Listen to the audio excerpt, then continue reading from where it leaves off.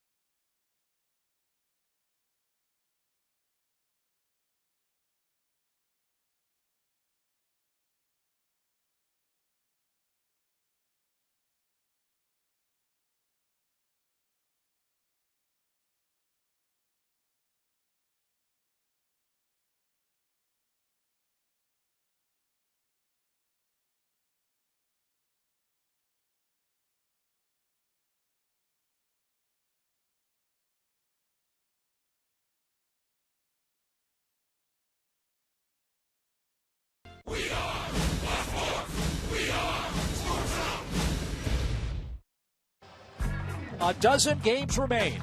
6 at home and 6 on the road. The Braves' hunt for October is now down to its final 2 weeks. And tonight, the Braves open up a 3-game series with Jose Reyes and the New York Mets. The race is on. Watch it with us tonight on Sports South.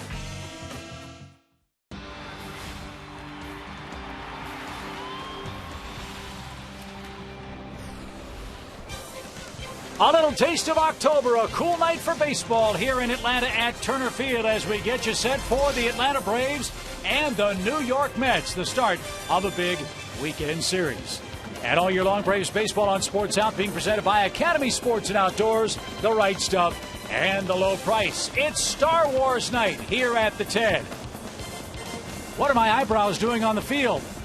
And that, by the way, is not Jose Reyes, but he is in uniform for the New York Mets as we welcome you to our broadcast booth.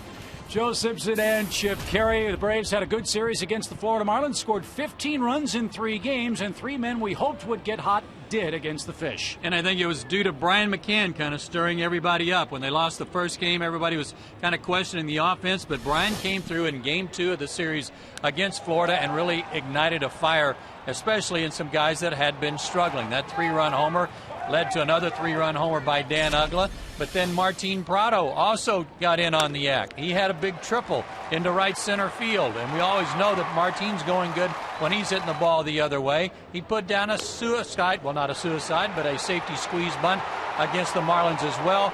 Good work by him. And then Alex Gonzalez, who went 8 for 11 in the series against the Marlins, capped it off with a game-winning 3-run homer in the finale. Awesome work by those 3 guys to get the Braves going again offensively. And now the Braves pitching has to get itself in order over the final 2 weeks. And with that in mind, Derek Lowe gets the ball for Atlanta. Chris Capuano had a career game against Atlanta back up in New York. It's Game 1. Braves and Mets getting ready to get started on a beautiful night for baseball here in Atlanta.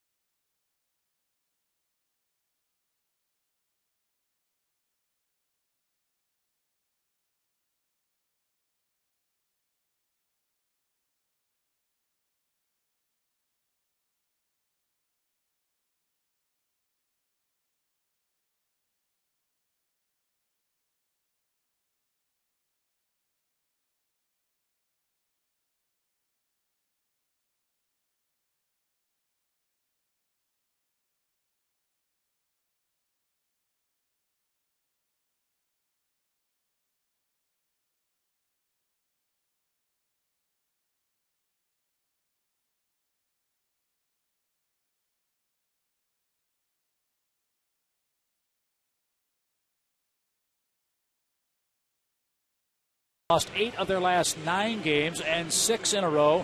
As Joe mentioned, their skipper Terry Collins is not happy at all with the way this lineup is playing. We'll see if the Braves can again keep them at bay in Game 1 of the weekend set. Derek Lowe gets the nod in the first game. His 32nd start. He's 9-14 on the year. But check out the numbers against the National League East. 12 starts against the East. He's 5-4 with an ERA under 4. Let's hope that continues tonight.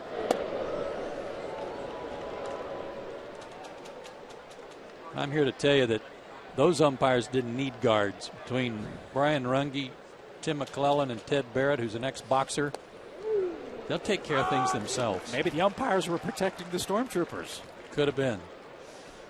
Runge's got the plate tonight. That's Tim McClellan. And Jose Reyes in the batter's box for New York. And he promptly singles to start the game. Reyes leads the league in hitting. We'll see if he's doing some running. He hasn't been running an awful lot. Ford keys to pitching success tonight for Derek Lowe, who's 38 years old, 6'6", 230, out of Dearborn, Michigan. Home East Mets, winning records against all 3 or in all 3 of those departments. And 6 days, he's got an extra day's rest thanks to the off day on Thursday.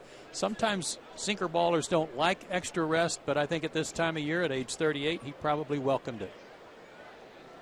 Angel Pagan, the batter. One thing you know Derek likes is this weather. I mean, it is our first taste of fall. I mean, it's a very chilly night. Breeze blowing across the diamond from right to left. And the wind is blowing straight in, which hitters hate. But 66 degrees with a 9-mile-an-hour wind. 1 ball, 1 strike to Angel Pagan. Pagan has batted second before this year, 8 other times. But this is one of the first times all year. In fact, I believe it, according to the Mets broadcasters, they think it's the first time he's batted second behind Reyes all year long. So you got 2 guys at the top of the lineup, each with 30 or more stolen bases. The only pair of teammates in baseball with that distinction.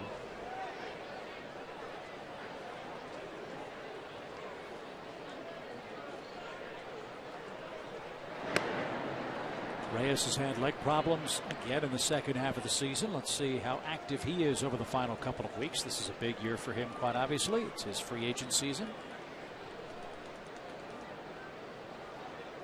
He's got a good lead. And a bouncing ball towards second. Alex did all he could, but the speed of Pagan allows him to beat the rap at first. Braves force Reyes 1 on, 1 out. That might have been slowed down either by Lowe or certainly the mound. And with Dan getting an in-between hop, he couldn't get anything on the toss in terms of getting it to Alex quickly. And that's what threw Gonzalez's timing off too. But I'm not sure they would have gotten Pagan anyway. And they say Derek did not get a piece of the baseball, so score that 4-6. But now a 31 stolen base man who doesn't have leg problems is Pagan. And David Wright, the hitter.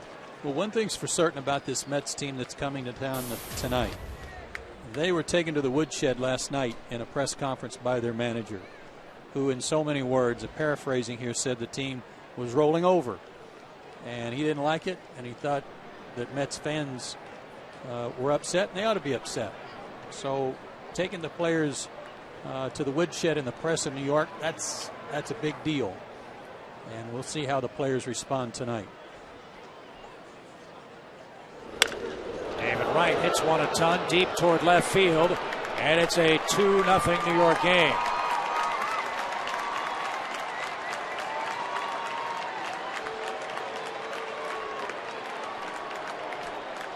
David Wright had been 6 for his previous 33. He just hit his 13th homer.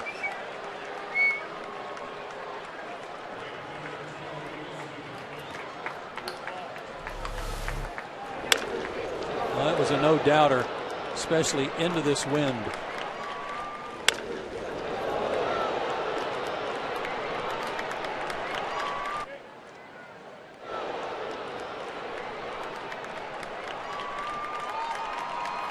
Braves find themselves down 2-0. And here's Lucas Duda.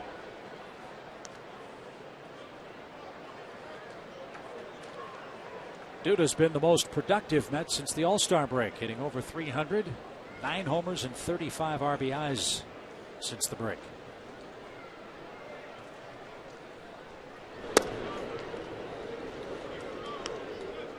And your point about the Mets, I think Terry Collins has done an unbelievable job with this team, considering the injuries he's had to deal with and considering the players that the Mets have traded away. Carlos Beltran's gone. K-Rod was shipped off to Milwaukee. Reyes has battled injuries most of the second half. Yet here they are, 71 and 79, just 8 under 500.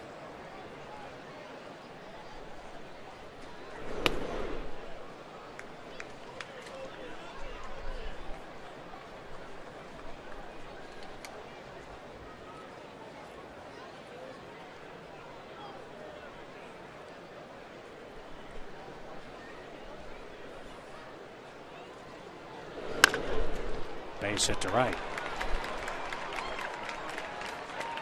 3 hits in the inning, and maybe the Mets are indeed listening to what their skipper had to say in New York yesterday. Perception's reality in our game, and perception I have right now, we folded it up, and I won't stand for that. You want to see intenseness? You want to see me be intense? You guys are going to see it. I don't play that game. I don't play. You come and play the game right. I don't care what the situation is. I don't care what the standings say. I don't care what the pitch counts are. I don't care anything about playing the game correctly. That's all I care about. And our fans should be upset. I don't blame them a bit. That's our Geico quote of the game from Mets skipper Terry Collins. They lead 2-0 here in the first. He is definitely no nonsense, and he's definitely one of those guys that he expects all of his players to come to the park ready to play and give their 100% best. And he obviously did not think that that was happening during that homestand. And as poorly as the Mets have been playing, the Nationals have been playing a whole lot better. In fact, Washington is in 3rd place, a game ahead of New York at the start of play tonight.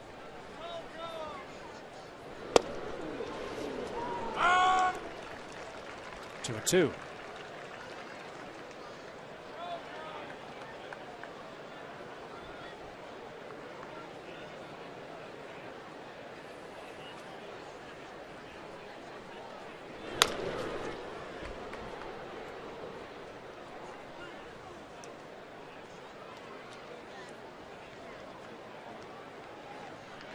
Falling behind early has become a trend for Atlanta, too. They fell behind the Marlins in all 3 of the games against them, came back to win 2 of them.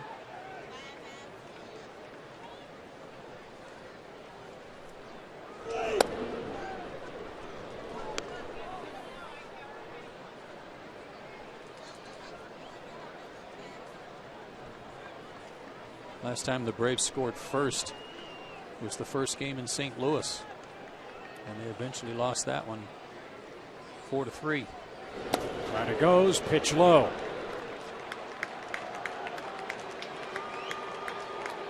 Derek Lowe has had 3 straight starts with plenty of first inning trouble. At first and second for New York, already 2-0, and the first visit of the night from Roger McDowell.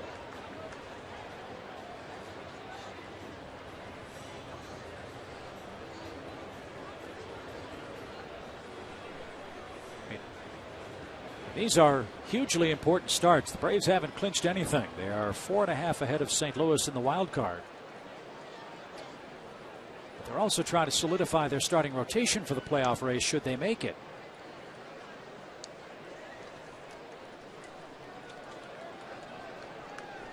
And Derek has been struggling mightily. And he's got Nick Evans in the box with 1 out.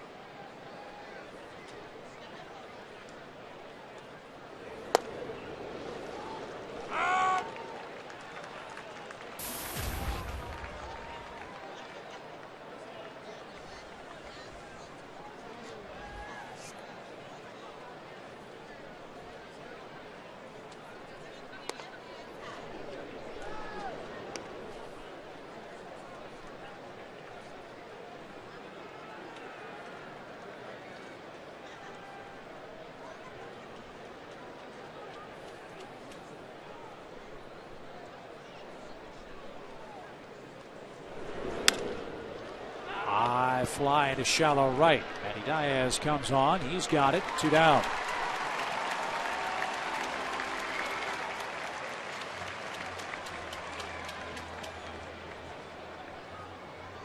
Here's the rest of the Braves defensive lineup. Bourne and Prado in center and left for Atlanta. Standard infield alignment. And Brian McCann back in harness behind the plate. Here's Josh Tolley. He's the Mets catcher.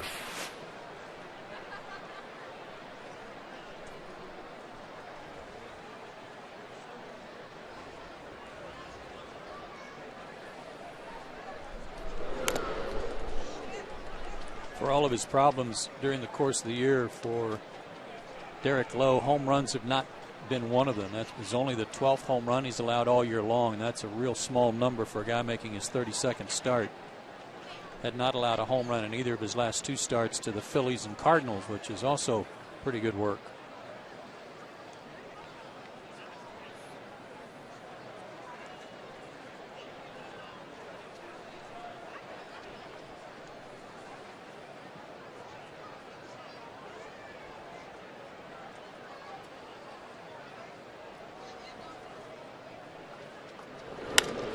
Line drive left field.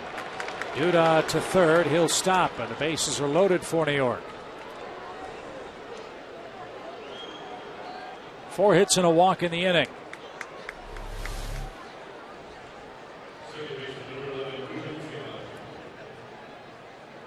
Josh Tolley's been swinging a pretty hot bat for them lately. And as we've seen him do so many times, likes to go the other way, and that's the reason Duda couldn't score, was that Martin had him played so close out in left field.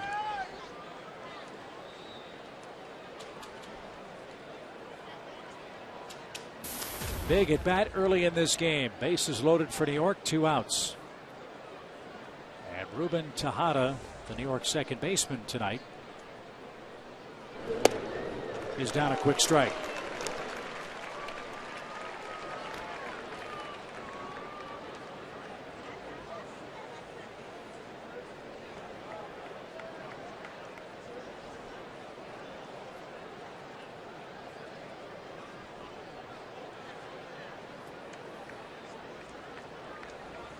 One of Derek's MOs lately, and one that he'd like to avoid, has been giving up early runs and then pitching real well after he falls behind.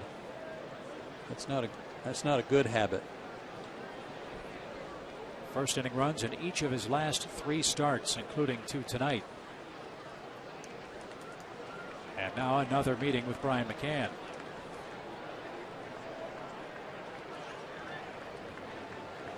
Yesterday for the Mets, when they lost to Washington, they had a rough day with runners in scoring position. They went 0 for 11. And over the last 10 games, they've just hit 189. They've left over 1,100 runners on base this year. That's the most in the majors.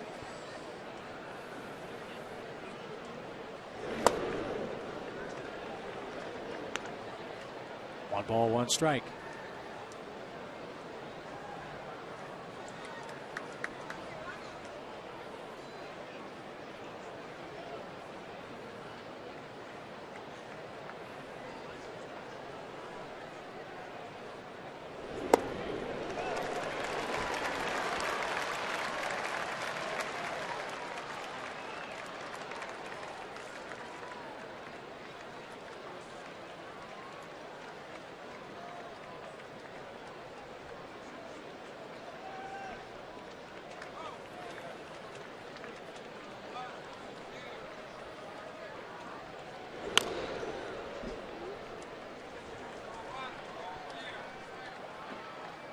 Chappelle makes a friend in the second row.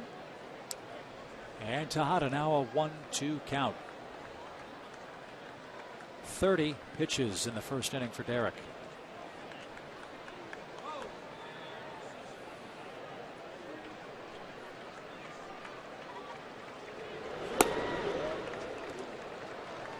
He's gone as far as he wants to go here after working Tejada in and getting some foul balls. He tried to get him to chase that slider, and it was too far off the plate. But 2-2, that's as far as he wants to go here. He doesn't want to go 3-2 and have to throw him a strike with the bases loaded.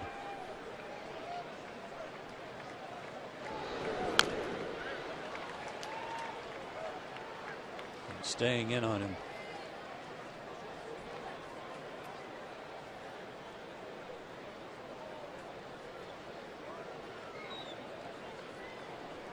Duda, Bay, Tolley on base for New York.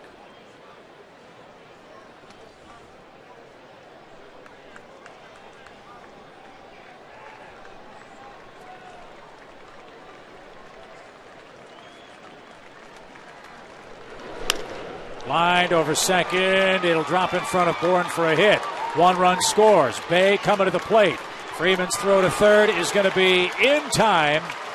That gets Tolley.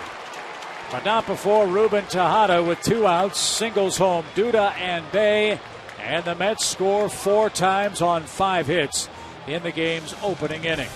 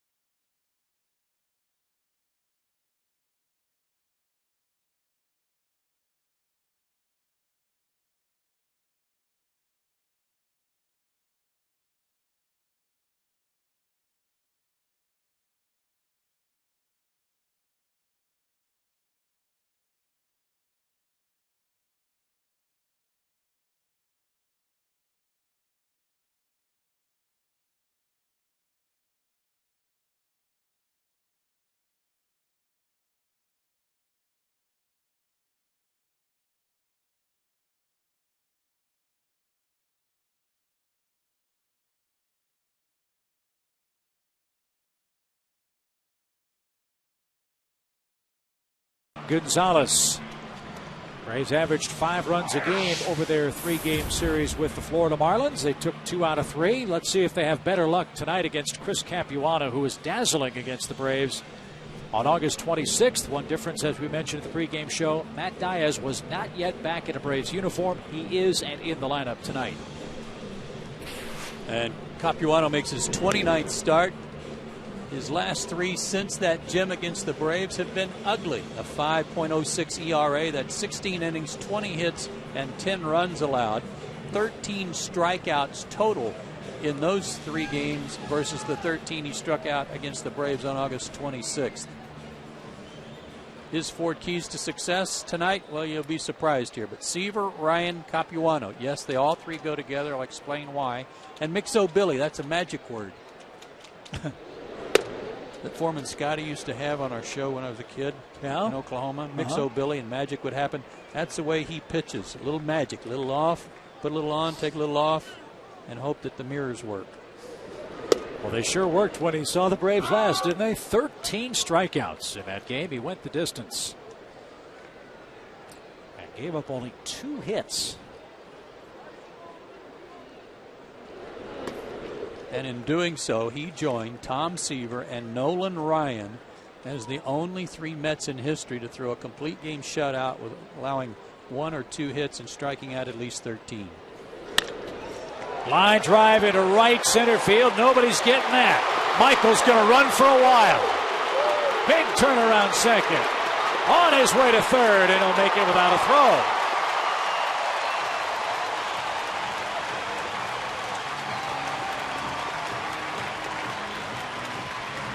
Bourne's 10th triple. That's a start. Fastball right there and didn't miss it.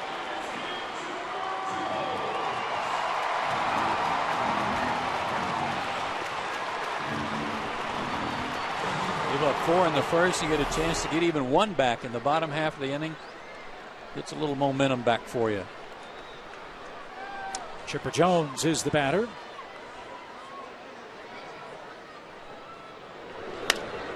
That's had an interesting stat on Capuano. He did not allow a first inning run all year until July 9th. So he had quite a run in the first half of the season for New York. Let's see what Braves have in store for him here with Bourne at third and nobody out.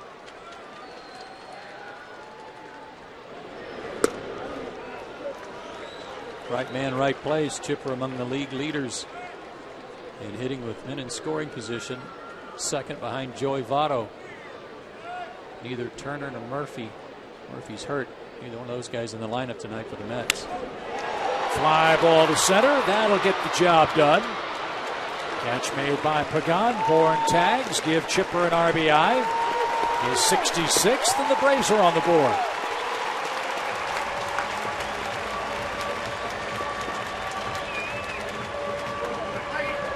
.152 RBIs lifetime for Chipper Jones now against the Mets. And here's the rest of their outfield alignment. May and Duda flank Pagan in the outfield. Ruben Tejada gets the start at second. Nick Evans at first. Ike Davis still hurting. And Josh Tolley is the catcher.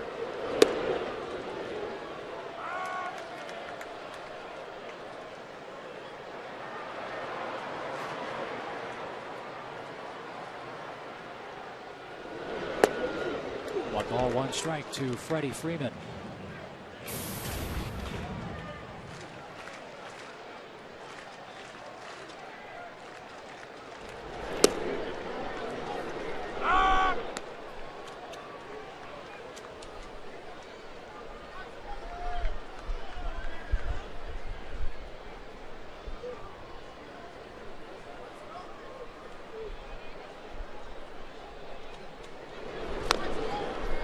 Capuano is one of the rare guys that has had to have 2 Tommy John surgeries.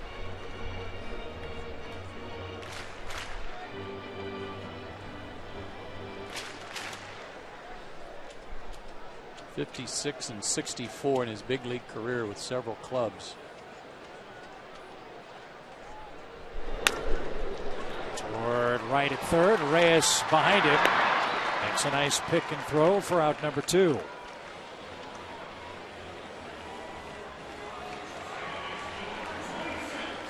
Capuano's 33 years old, 6'3", 220, out of West Springfield, Massachusetts. If for some reason this baseball thing doesn't work out, I think he'll be all right. He graduated from Duke, Phi Beta Kappa in economics. I think the last time we played them when we had Keys, Ford Keys, I just said Chris for president if he's that good in econ. Foul ball by Dan Uggla. Strike one to the Braves second baseman.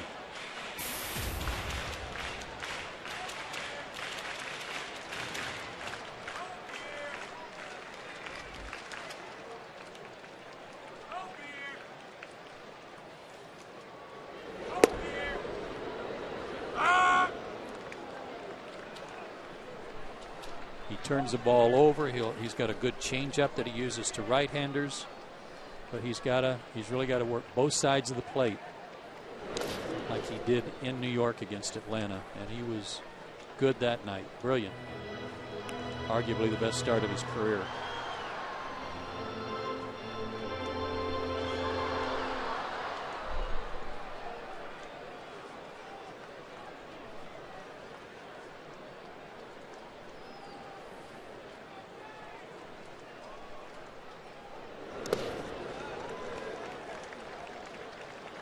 Two balls, two strikes. We approach the 8 o'clock hour in Atlanta. The Mets lead 4-1. We're still in the first inning.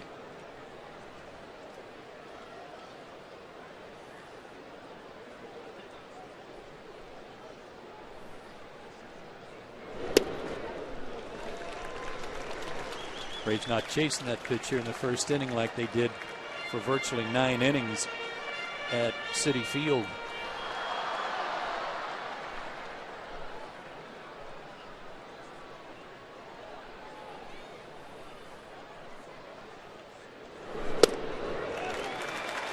Ugla aboard with a 2-out walk.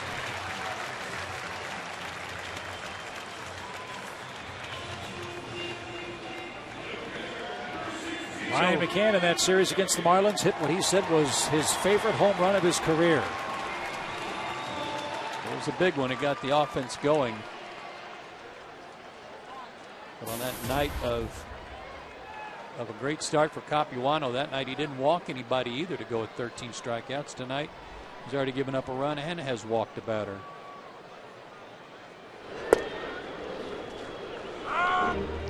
That's at the knees for a strike.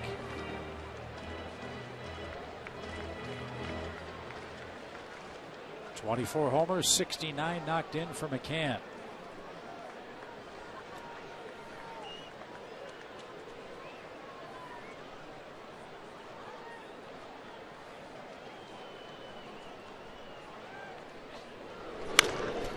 And a bouncing ball off the hand of Evans at first, and all hands are safe.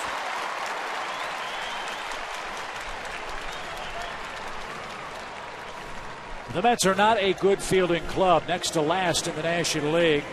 That was ruled a hit, but this club has made 118 errors this year. And we saw Evans turn in some real good plays in New York when we were there. A guy who more naturally plays third base.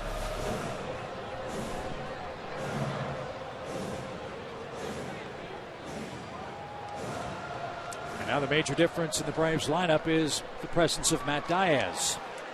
Matt was still a Pirate when we last saw Capuano. And he wears out left-hand pitching, as you know. Let's see if he can provide some 2-out damage. Well, it would certainly be a welcome sight. This is the area of the team offensively that's really been lacking, even taking into consideration those 3-run homers that McCann, Ugla, and Gonzalez hit in the Florida series. But in September, just a .216 team average with runners in scoring position.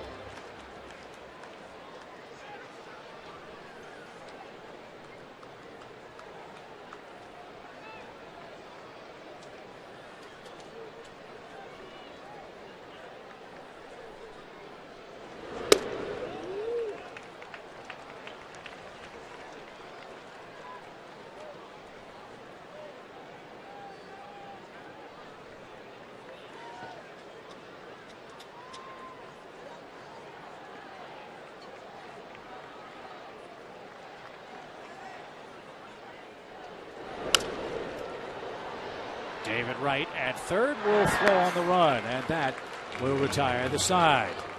Busy first inning, and New York leads it 4-1.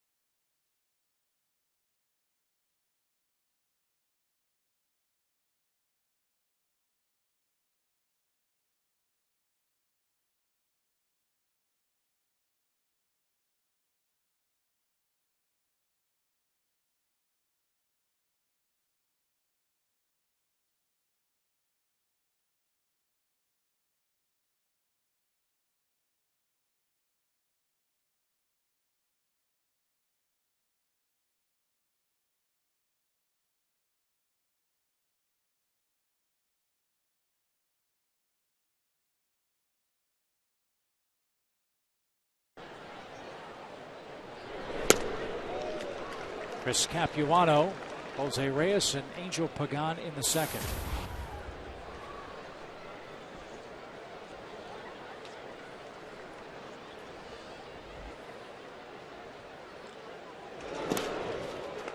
That ball in the dirt, but Brian McCann will throw him out. And Lowe has his first strikeout of the game.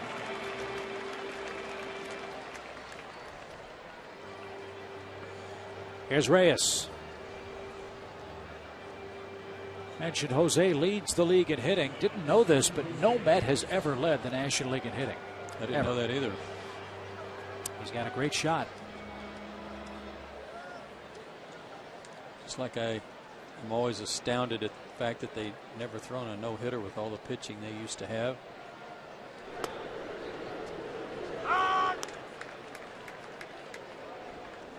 Reyes came in just 2 points ahead of Ryan Braun of Milwaukee for the league lead in hitting. With his first inning single, he added 2 points. He's now hitting a cool .333.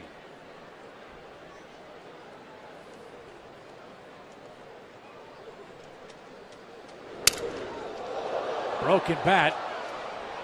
And Freeman will take it to the bag himself. The barrel went pinwheeling into the stands above the Braves dugout. Hope everybody's all right. That thing was headed in very, very hot.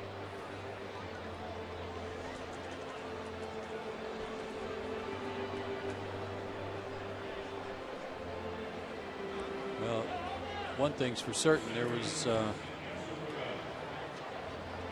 of the medical attendants right there immediately.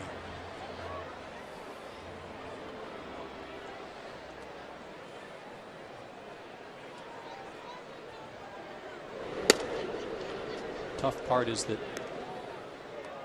you're watching the game and you see the ball off the bat. You're not watching, or you don't see a barrel pinwheeling at you. Hopefully he's okay.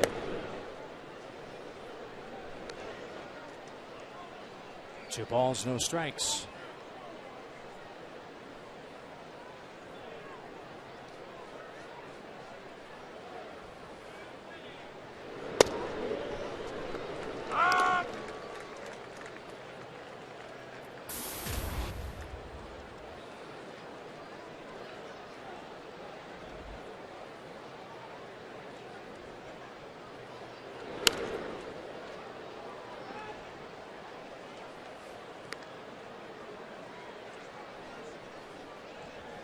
We'll keep you up to date on all the other races around Major League Baseball. There are a couple worth noting. First of all, the wild card in the National League. We've got the Cardinals in Philly tonight. They're in the fourth inning and tied 1-1.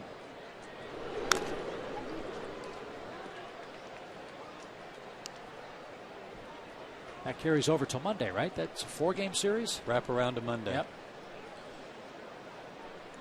The last game of that series is Halladay and Carpenter. So this is the one and only time all year that Joe and I give all of Braves country permission to become Phillies fans.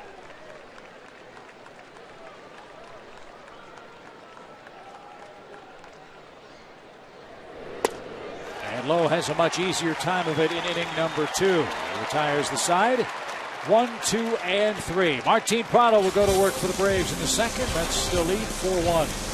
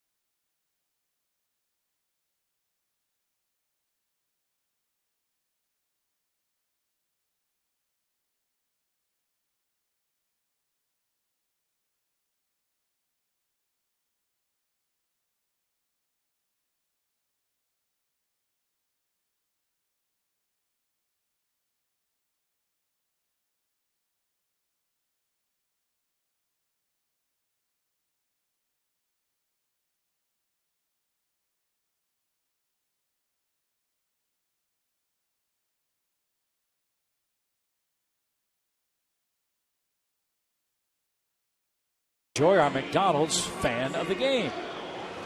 That's Tim and Hannah. Tim and Hannah. Hannah's a big-time Braves fan. He's a Mets fan. She went to Georgia. He went to Georgia Tech. She roots for the Falcons. He roots for the Giants. They're getting married. They're having their rehearsal dinner tonight here at the ballpark. They arranged it so the Mets were in town. All I can say is good luck.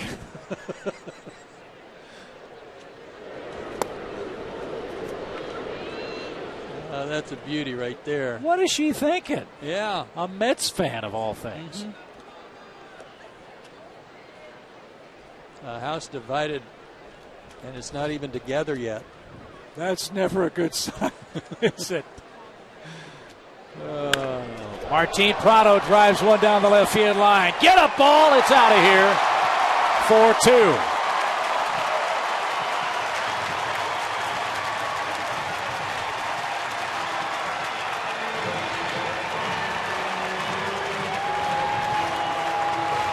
Good to see that man swinging the bat with some success. Georgia triple to right center against the Marlins. Now a duck hook home run right over the wall and left. He's on the road back.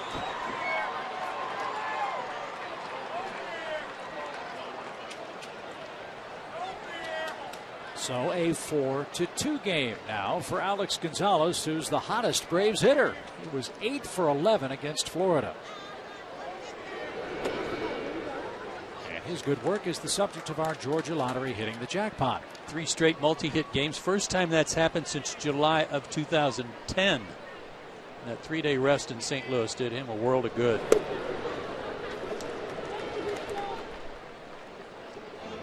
Braves, I think, really hope to take advantage of some advantageous scheduling. We had a 12 o'clock game against the Marlins.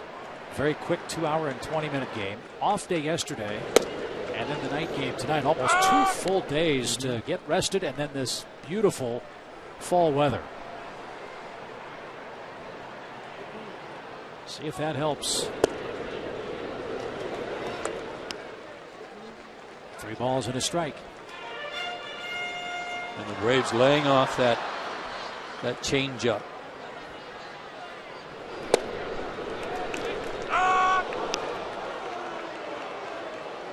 Alex thought that one was inside.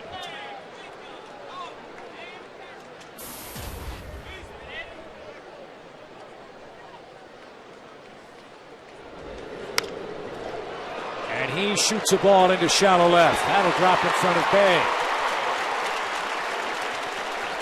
So a homer and a single to start the Braves second.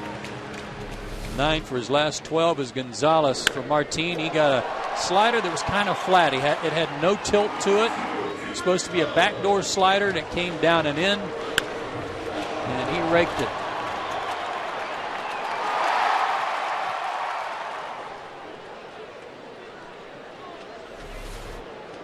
Derek Lowe looking for his 9th sacrifice. He's going to have it.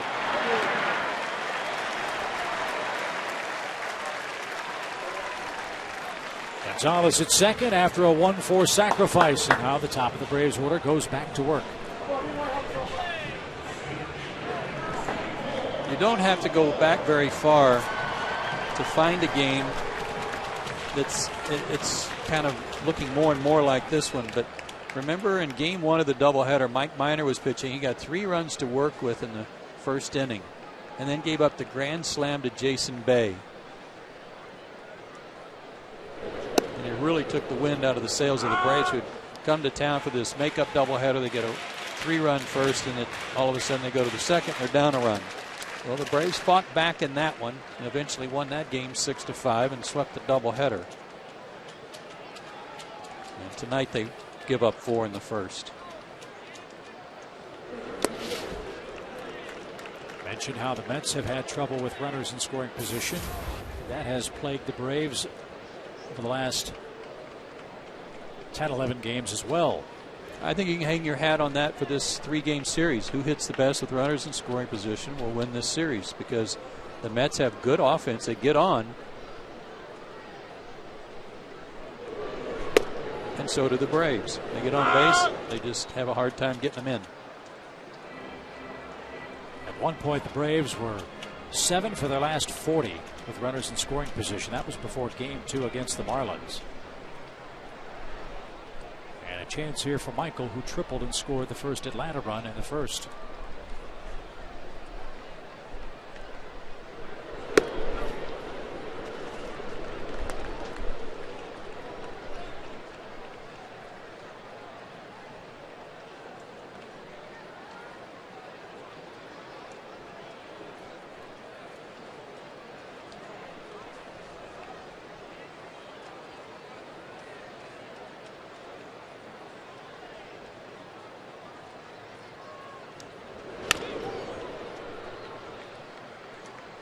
Great crowd here tonight. Friday night fireworks, all the Star Wars festivities. Braves 4.5 games up in the wild card.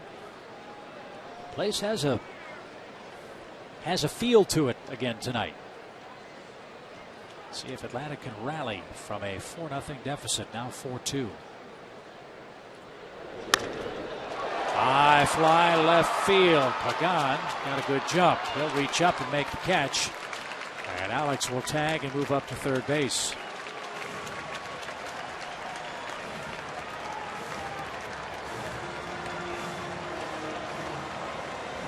So who do the Mets want? Chipper Jones with a runner at third and 2 outs. Or they pitch carefully and go after Freddie Freeman.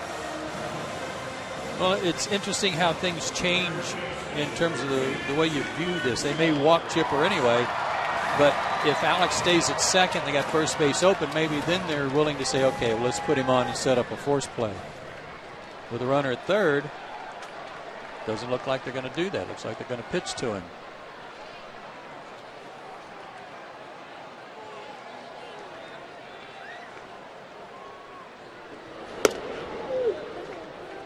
Ball's just jumping off Chipper's bat, too. Just watching him take batting practice right now, I'm telling you, it's.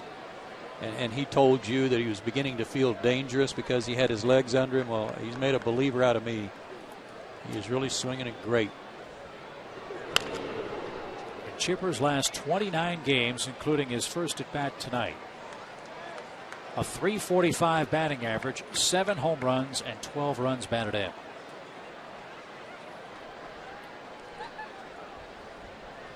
That's a weapon the Braves would love to see play on beyond the next 2 weeks.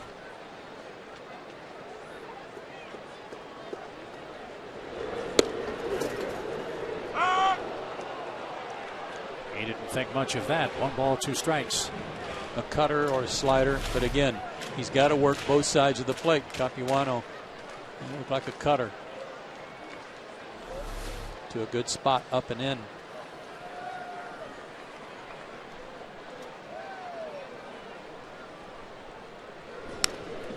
Ooh, big swing.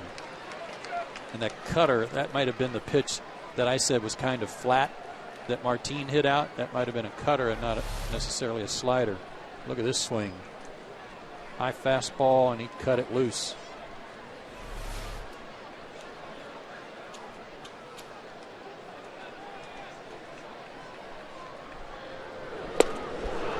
Change up.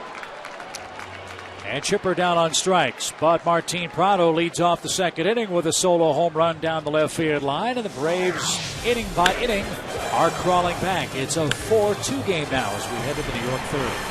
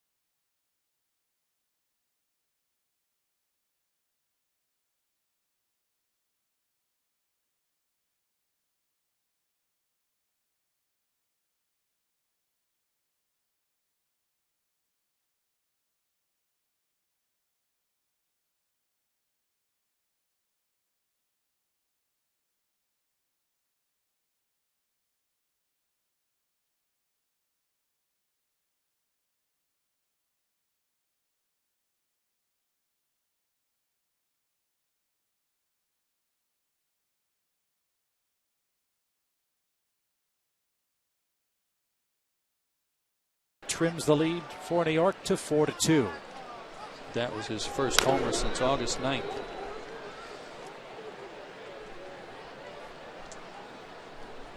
And for David Wright, his home run in the first, his first at this ballpark since May of 09, 21 games ago. Yeah, the Braves have done a real good job on David Wright the last year and a half. And a ground ball to Alex. 4 straight retired by Derek Lowe now. You talked about that day off and everything. I've been kind of home studying, kind of getting ready for the next trivia question. Read the whole baseball encyclopedia, Pretty much the history of baseball in the universe. Well, let's see if you're right. It's the AT&T Universe TV trivia question. Name the only 2 active pitchers with more postseason starts than Derek Lowe's 12. Active pitcher with more postseason starts. Oh, I was going with Carl Hubble, but okay. Active. See, I didn't spend as much time on active as I did. Oh, yeah, you went back in the history books, the historical archives. perspective. Yeah. Whitey Ford. Babe Ruth is quite a postseason pitcher. Right. So active, 2 guys with more than Derek in postseason. Yes. Okay. Now, when we say active, do we mean on the disabled that they list like active? to exercise? Yeah, well, yes, that part. No, that part. They're into Pilates. Yes, because I see Johan's CrossFit, right? Mm-hmm. Odd shot by Lucas Duda on an 0-2 pitch. He's 2 for 2. Because I was going to say Johan Santana, those years with Minnesota, but he's hurt. So I don't know if that will count. Act now, get in on the 2012 season ticket VIP list today. All fans that place a deposit will get first choice on seat locations. The Braves, as you know, have a very exciting future. And we look forward for the Braves to be a force in the National League East for years to come. Get your seats today for the 2012 season. Visit Braves.com/deposits.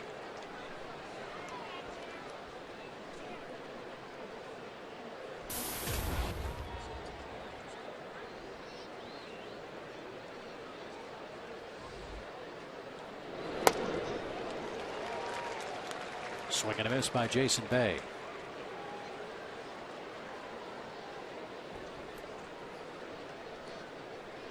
Josh Beckett's pitching tonight for the Red Sox. That's a good one. CC Sabathia from Cleveland and now with New York.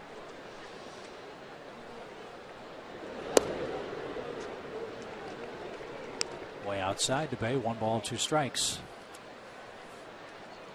You mentioned Chris Carpenter pitching Monday. How about Cole Hamels?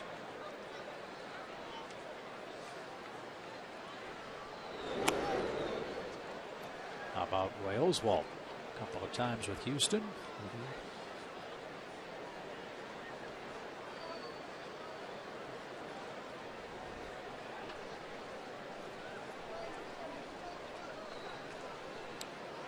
Two and 2. We got embarrassed the other day. We didn't have Javi Lopez for the answer. We should have gotten that. So maybe there's a sneak attack again. What was wrong with that? Speaking of sneak attacks, what was wrong with that call? About Tim Hudson. Deep short and past Alex Gonzalez. And Jason Bay has his first career hit against Derek Lowe. Believe it or not, he's 1 for 18 now. Ugla was covering, but it looked like Alex was leaning. The runner going. He knows Dan's covering, but looked like he may have gotten caught leaning just a little bit to his left. No, not necessarily. He was just setting his feet. So 3rd inning trouble for Derek Lowe. Here's Evans. He flied softly to right.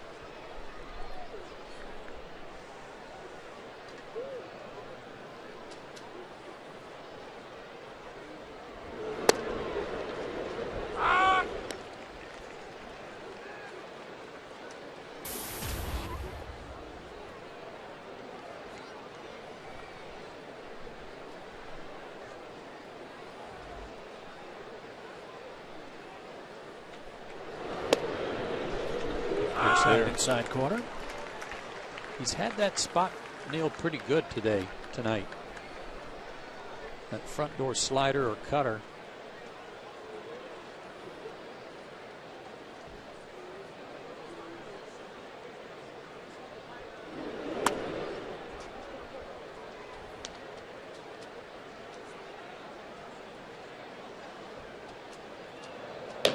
That is not Martinez. That is Julio Teheran loosening up.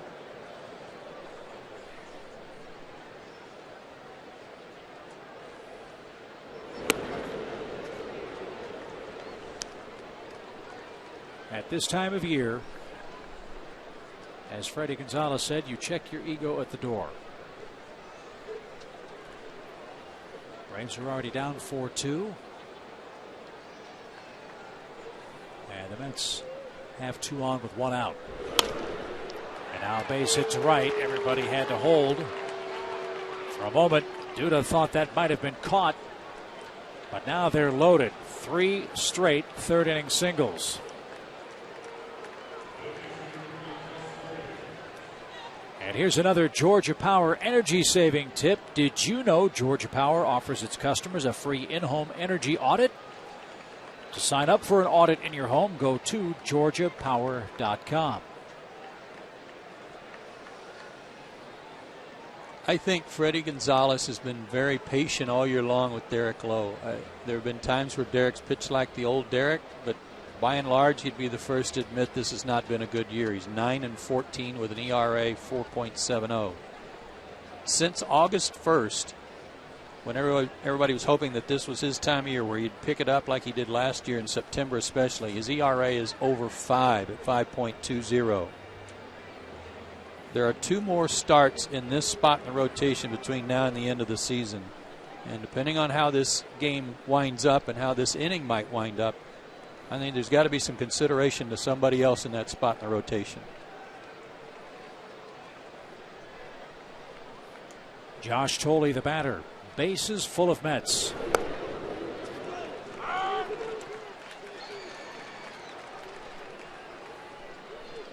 Last September, Derek Lowe was the best pitcher in baseball. Yep. The Braves would not have made the playoffs had Derek Lowe not gone undefeated last September. But he's getting picked to death in this third inning. That's 4 straight hits. 2 more runs come across. It's 6-2. Derek was talking about Alex Gonzalez and Alex's bid for a Gold Glove, and everybody was talking about how good he's been and how much they love having him play behind them. Derek himself was quoted as saying, in the postseason, it's all about pitching and defense.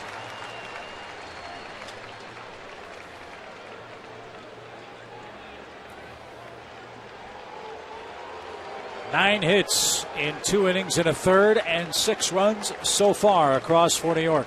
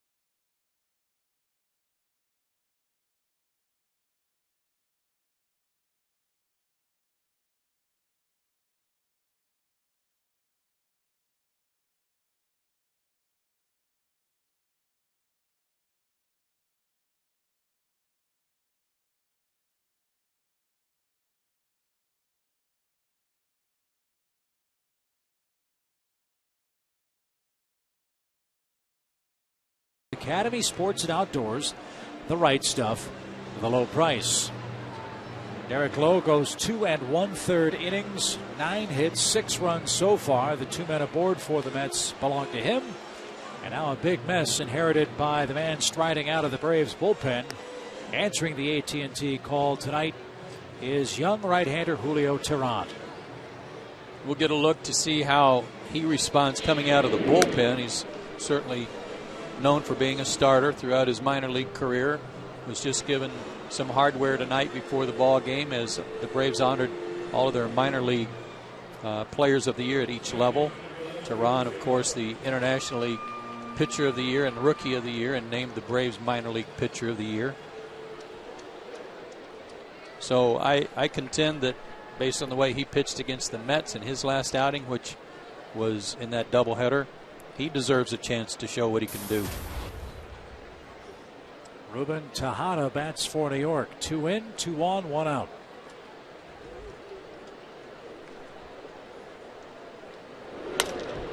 And he jumps on the first pitch and drives it to left. But make no mistake about it, if there is a big concern about the Braves, and there are a couple going into the final weeks, all of a sudden this team, which has had such great starting pitching all year long, is awfully thin at that position. Tony Hansen is still out. Jair Jurgens is still out. And as we've chronicled, Derek Lowe has had an awful time of it since August 1st. See, I don't see it as thin. I really don't. I mean, all year long. Inexperience, perhaps. That's correct. That's definitely correct. But all year long, the Braves have prided themselves on the fact that they have pitching depth. And the reason they didn't maybe make the deal for Hunter Pence was because they didn't want to give up some of the good young pitching. Well, you know what? It's here now, and it's time to find out if they can pitch at this level. And that's why I say they're not thin. They've got talent. It's a matter of finding out what these guys can do before we get to the postseason and see if they're going to be the guys. Chris Capuano with a 2-0 count. And I say that, and in my mind, my opinion alone, I'm just saying that beyond Hudson and Beachy, it's got to be wide open as far as who else is going to be your starters when you get to the postseason. I would agree with you.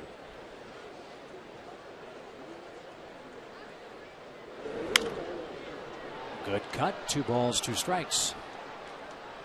But let's remember, before we think about postseason, the Braves got to get there. Yeah. Their magic number is at 9.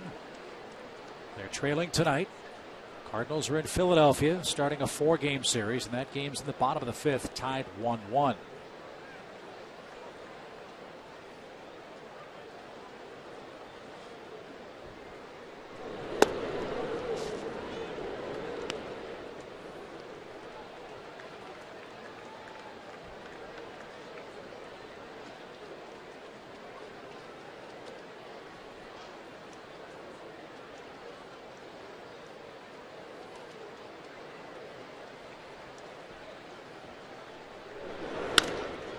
Grounded right side. Freeman feeds Teheran beautifully. And that will retire the side. 2 runs on 4 hits in the top of inning number 3. 6-2 New York.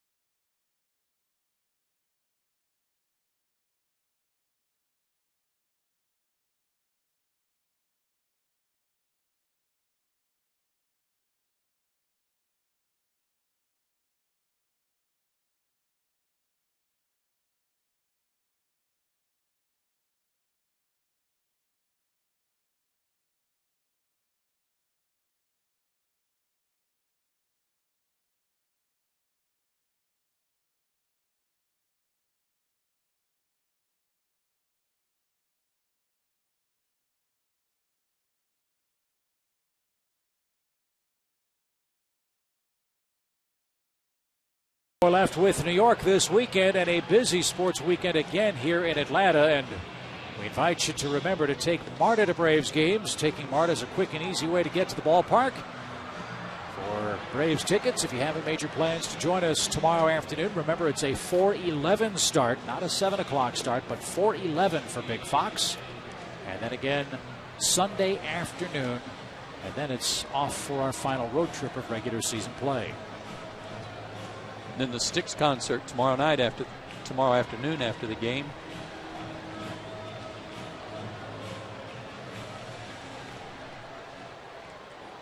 So a great weekend on tap. Spectacular fall weather here on September the 16th. Here's Freddie Freeman. You mentioned all the youngsters the Braves honored for their work in the minor leagues before the game today. I was standing at the cage talking with Freddie about that. And I asked him, does that bring back any memories for you? As he drives the ball deep toward left field. Going back is Bay. He's got it. And there's out number one. What Freddie said was really interesting. He said, number one, that was me 3 years ago. But he said what these guys don't realize is just how close they are to being in the big leagues. And he said it doesn't really hit you until you've left the ballpark after receiving those nice trophies. And he's really right. It's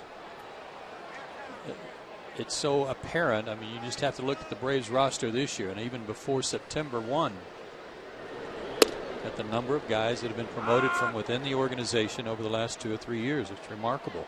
And for those kids, that's got to mean the world to them, to be honored before the game, to see the ballpark where they hope to someday crack a big league roster. And as Freddie said, it really was a reward for a wonderful season.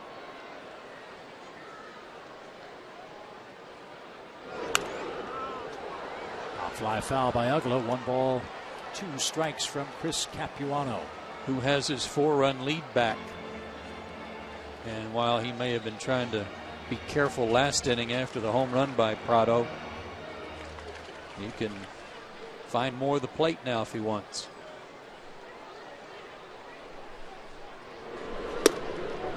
High fastball. Second strikeout, 2 away quickly in the Braves' third.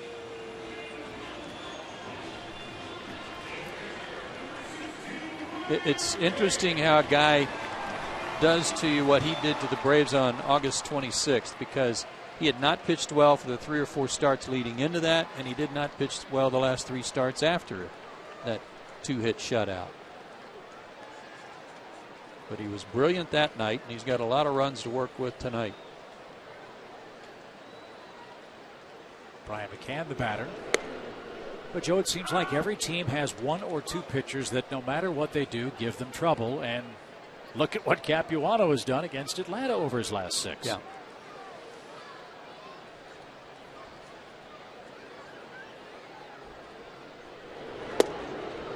And a lot of people might say, well, you know, the Braves had one eye looking over their shoulder at Hurricane Irene that was coming up the coast, and you know, 1 foot on the charter to try to get out of town before that hurricane hit, so they just wanted out of New York. And I'm not going to say that that wasn't the case. They definitely wanted out of New York, but that takes away something away from the way he pitched that night and did not walk a batter.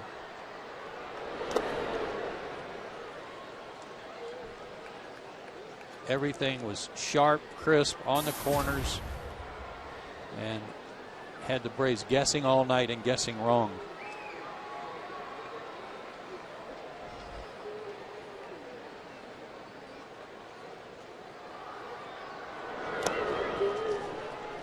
Two balls, 2 strikes.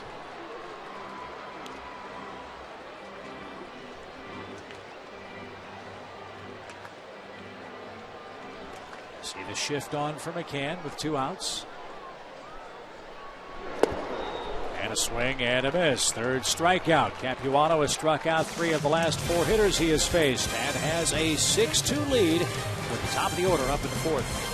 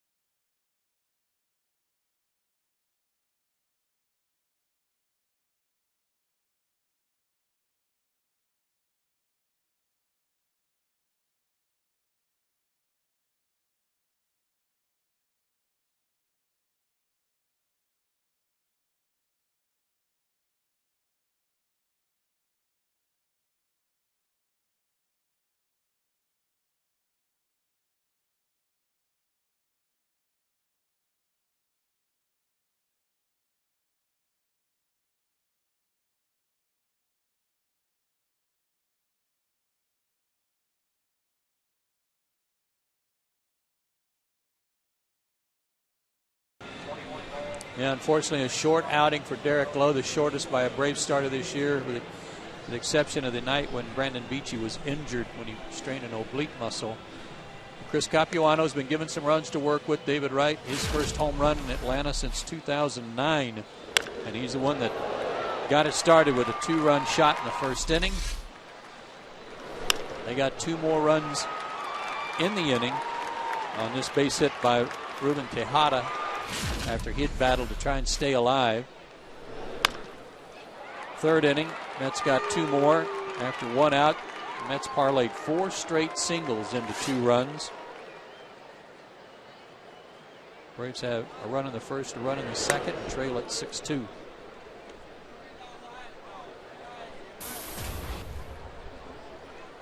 So the first full inning for Julio Teheran on in relief of Derek Lowe. He's got Reyes to start things off.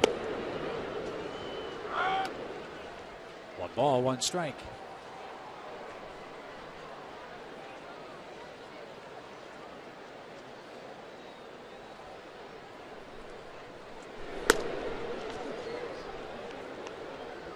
Teheran's start in game 2 of the doubleheader, and that makeup doubleheader in New York, very, very similar to that of the other young guys that have been given starts in the rotation. Not at all unlike that of Delgado or Minor, in that he went 5 1/3 innings, only gave up 1 run, walked a couple of guys, struck out 3, and kept the team in it. He got his first big league win, but it seems like that line is very similar. 5+ innings and 1 run. A lot of starts for Delgado and Minor. And Reyes walks on 5 pitches. He's on for the 2nd time in the game.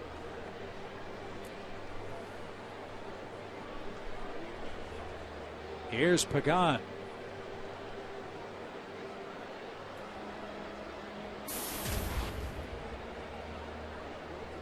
Paul looked it up for us and found that this is the first time they've batted first and second, Reyes and Pagan, since April. So it's been a while since they've been at the top of the order together.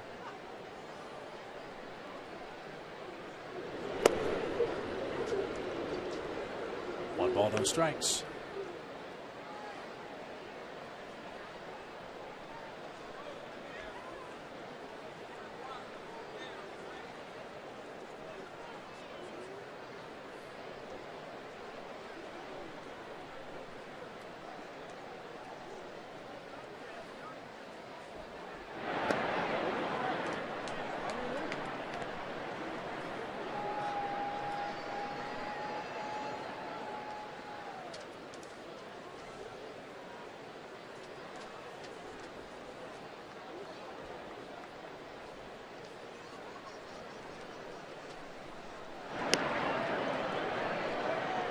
Here's an amazing number for you. Jose Reyes has 5 stolen bases since the All-Star break. All hamstring related. Trying to stay in the lineup and nurse it a little bit because he says it's still not 100%.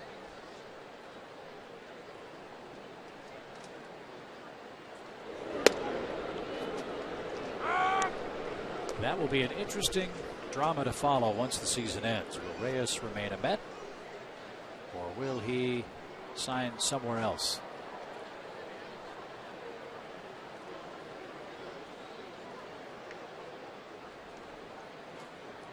One ball, 1 strike to Pagan. He's a little late.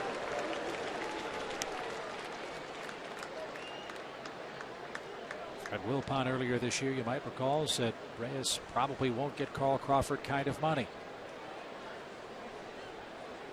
Reyes leads the league in hitting. He scored 91 runs.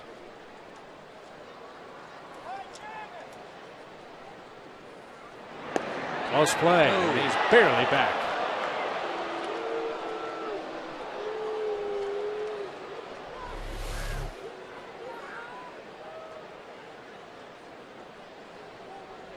Good call, but a close play.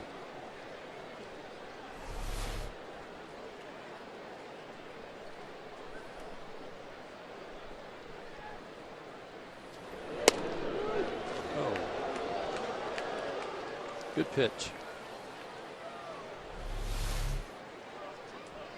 Fox Tracks shows us that's outside. Never did have the plate.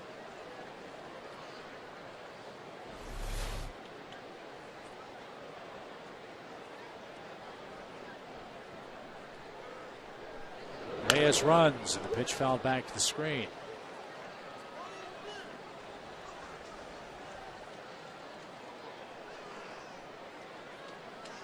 You're right, Joe. He doesn't look to have the same explosive first and second step off that bag.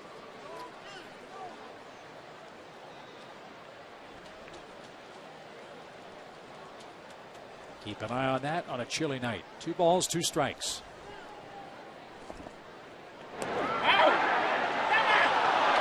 Another close play at first.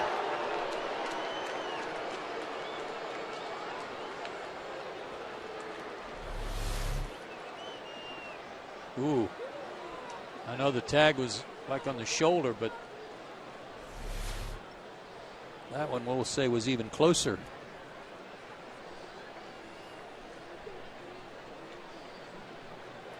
Reyes goes. The pitch dropped by McCann, and Reyes with a belly flop slide in safely at second.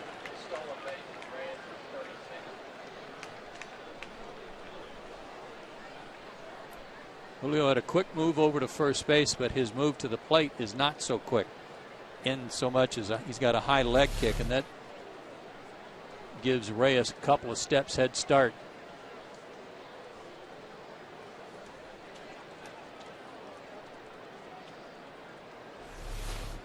So Reyes at second with nobody out, and a 3-2 pitch.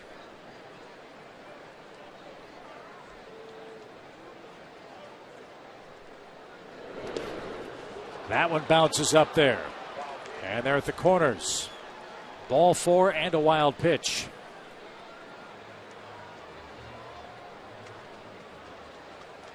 Back-to-back walks in the 4th inning.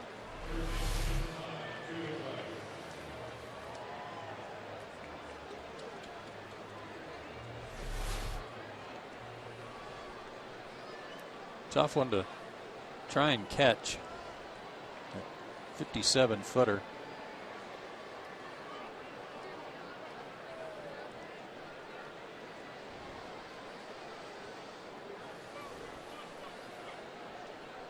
David Wright, a 2-run homer in the first.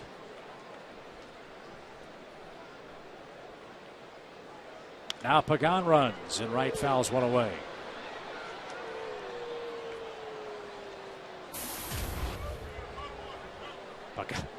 Pagan standing at second. Wait, hey, what happened?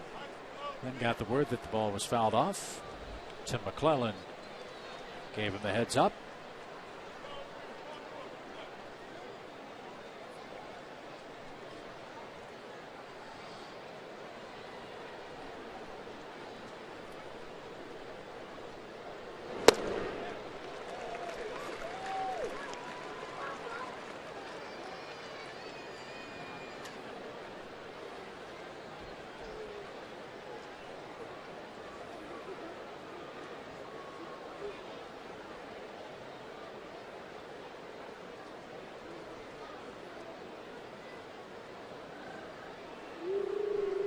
Again, the runner goes, and again, Wright unloads. Deep left center field. Prado back at the wall, won't get it. David Wright is punishing the Braves tonight. A 3-run homer. An 0-2 pitch gives him a 5 RBI night.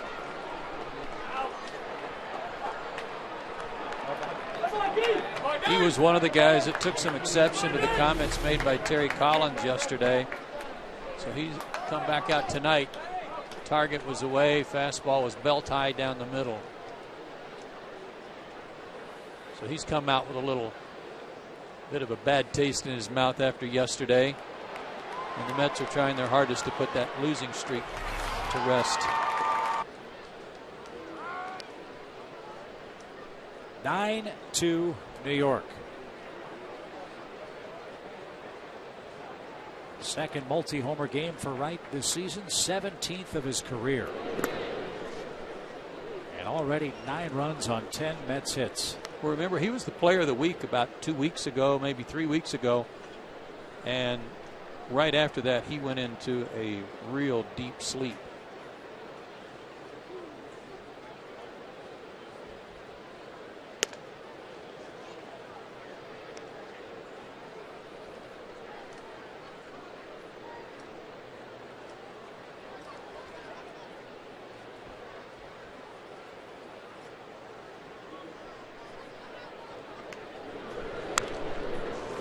Tehran, for any young pitcher, it's not so much the home run, it's the 2 walks that preceded it.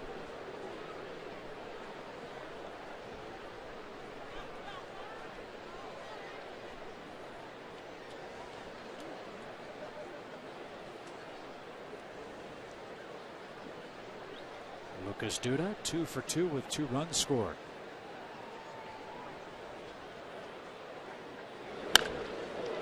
Lucas Duda's 3 for 3.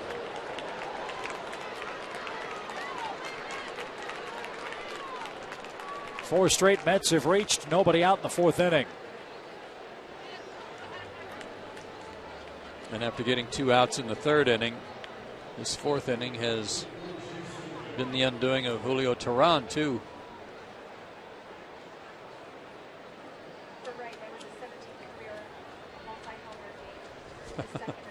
Two homers in the whole 9-game homestand. Turner Field is no bandbox. I mean, by Major League standards, this is a big ballpark, but not compared to Citi Field. I was going to say, this is the Wrigley Field of the East compared to Citi Field. And Wright's made it look small tonight. 2 towering home runs.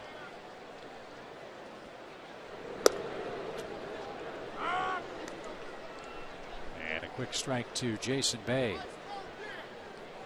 Bay's walked, singled, and scored twice.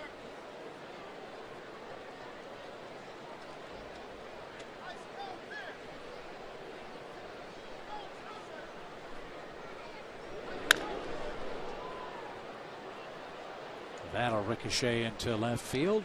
Bay's still alive.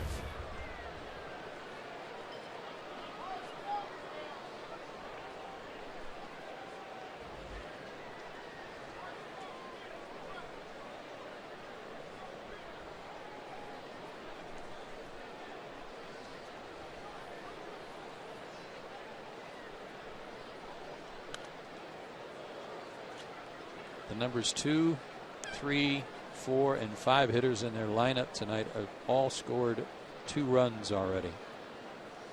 It's not a good sign.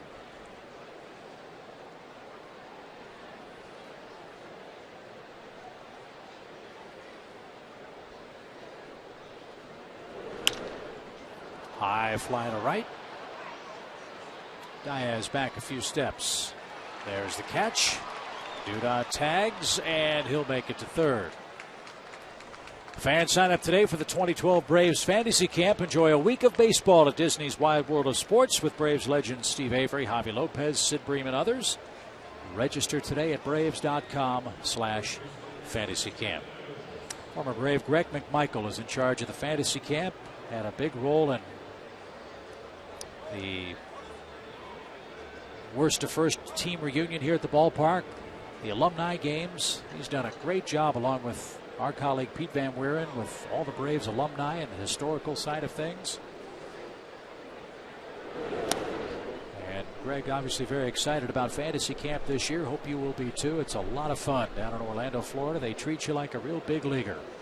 Saw Steve Bedrosian tonight before the game. Nice to see Bedrock at the ballpark. His son Cam, who is a member of the Los Angeles Angels organization, on the road back from Tommy John surgery. And looking forward to going back out to Arizona where he continues his rehab. But Bedrock looks like he could still pitch if he wanted to.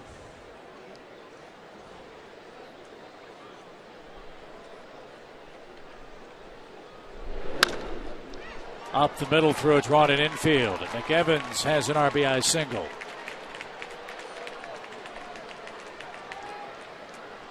He's 2 for 3. And remember, the Mets were a club that really was having trouble scoring runs.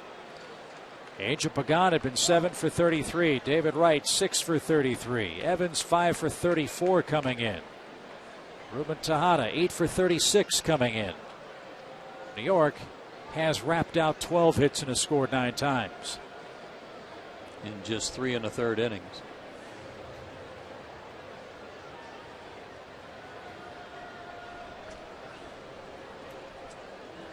But again, it's not the hitting that's been a problem for them this year. It's been their pitching.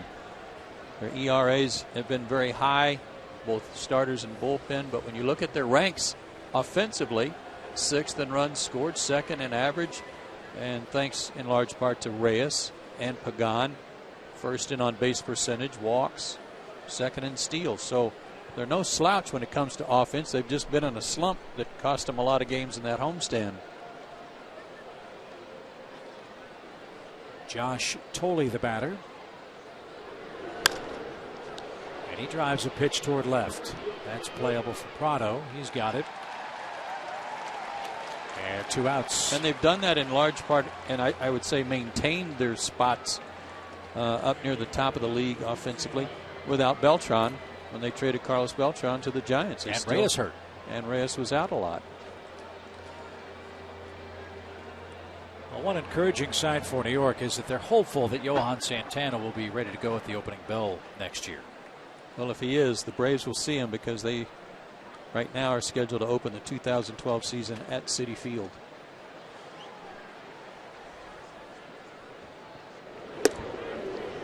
Tejada singled with 2 outs in the first inning. Josh Thole was thrown out. 8-3-5 at third base for the 3rd and final out. 4 runs across against Derek Lowe in the opening frame.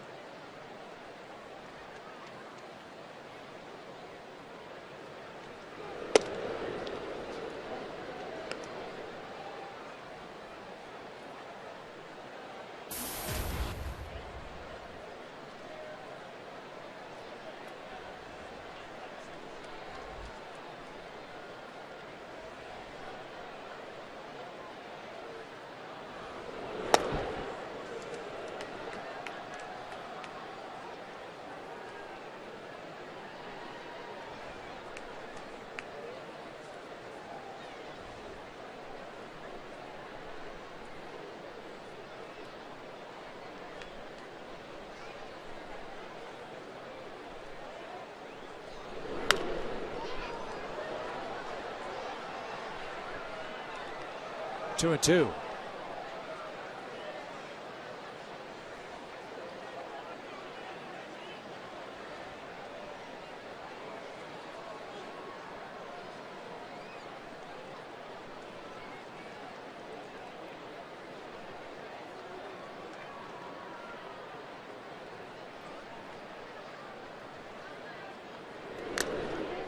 That's tipped and caught by catcher Brian McCann. New York sends 8 to the plate. They score 4 more times. 2 walks back to back, and then David Wright unloads with a 3-run homer. And it's 10-2.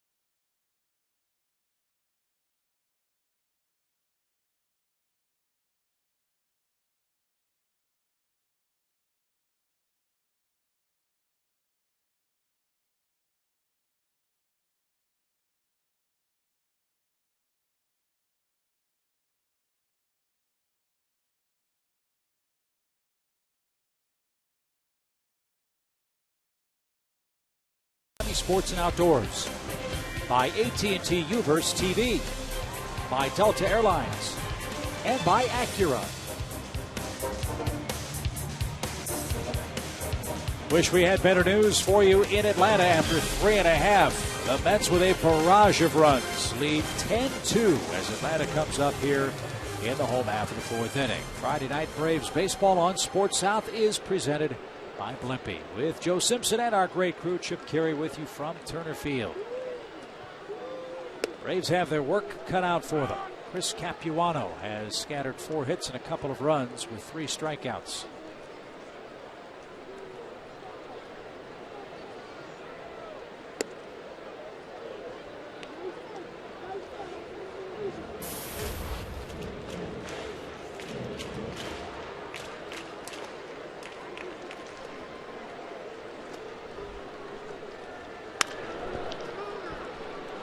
At short, and 1 out. Well, we were all around it, a million guesses on our AT&T Uverse TV trivia question. I kind of am upset that we have to answer this so quickly, not to get the full brain meld going here, but the only 2 active pitchers with more postseason starts than Derek Lowe's 12 are, Joe? I'm going to go Tim Hudson and Josh Beckett. I like it. I'll go with you. Oh, no, we got delay game now. Oh, now, yeah. Went to the 4 corners. I mean, I already gave you my answer, so I can't change because that wouldn't be right. Were we right? Half right. But we did talk about CC. But yes, we did. I just was afraid there was another Braves ambush there. Yeah. CC's, is he pitching tonight? I think he is. Yeah, he's pitching in Toronto tonight, going for his 20th win for the Yankees.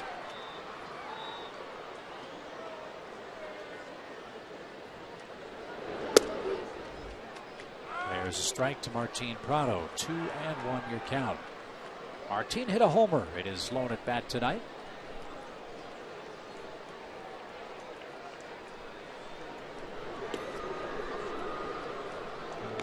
And that was the 23rd allowed by Capuano.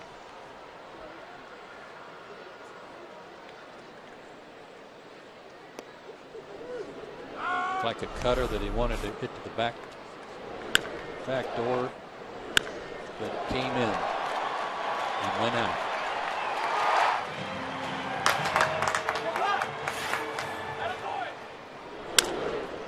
High fly to shallow center. That'll take care of Martin. 2 outs. For novice fans, Joe, the difference between a cutter and a slider is? It's very there's not a great deal. It's, as pitchers describe it to me, it's more fastball oriented, that just has at the last second a little bit of spin on it that makes it slide on a flatter plane, and it doesn't break typically more than a couple of inches, maybe 3. In this case, a left-hander trying to bite it in on the hands of a right-handed hitter who thinks it may be a pitch that he can square up with the barrel, and all of a sudden with that slightest of movement moves in closer to the brand of the bat. A slider certainly has more spin and a little more tilt to it. It's going to break down a little bit more and is harder than a curveball. High fly ball toward left. Bay going back, reaching for the wall, leaping try, tumbles to the seat or to the floor, and he makes the play. Holy smokes! Jason Bay climbed the fence and brought one back. Not an easy park to do that in.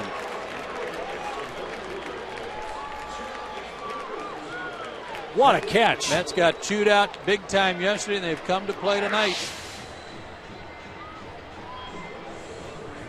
Wow, what a catch. Right in the web. If it weren't for bad luck, the Braves would have no luck at all tonight. We're through 4, and it's all New York.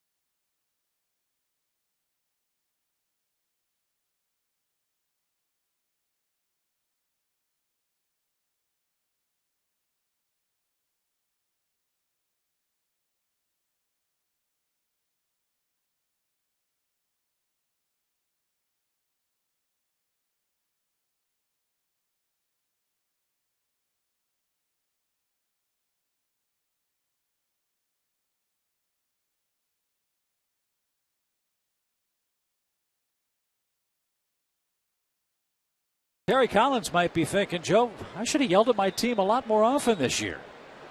Boy, if they come out and played inspired baseball through 4, they lead 10-2. And Chris Capuano, the Mets starter, fouls one straight back, strike one. Terry doesn't care what the reason is. He's just glad to see better baseball being played by his team.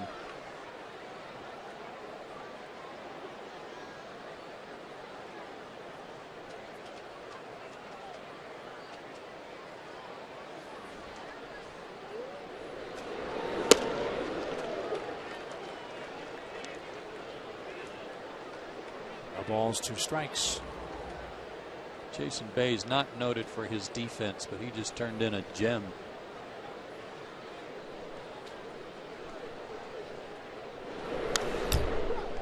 And in the last 2 home parks in which Bay has played, you can get out of practice leaping for baseballs at the wall. You're not going to climb the Green Monster in Boston, and you're not going to do that at Citi Field either. But he took away an Alex Gonzalez home run. And Capuano is down on strikes. And the aforementioned Mr. Bay is the subject of our Toyota play of the game. Taking a home run away from Alex Gonzalez. And not only did he catch it in the web, but he held on to it. I mean, he hit the wall pretty hard, and sometimes that web is so floppy out near the end of the glove that the ball will wiggle out of it. But it didn't. 1 out for Reyes.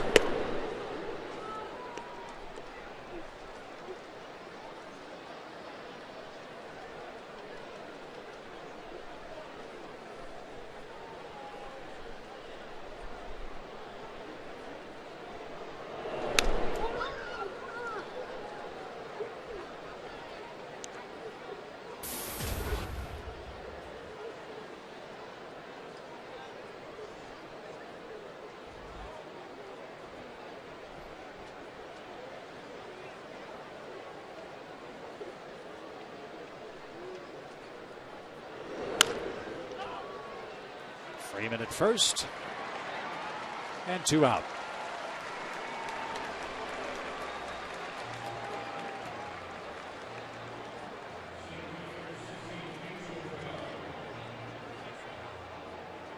As part of our Fox Sports Supports charitable initiative, we're proud to wear these pins during our 2011 MLB games on Fox Sports South this year. We support Stand Up to Cancer and their work to fund groundbreaking research that helps accelerate treatment to patients. For more information, please visit standuptocancer.org/Fox Sports.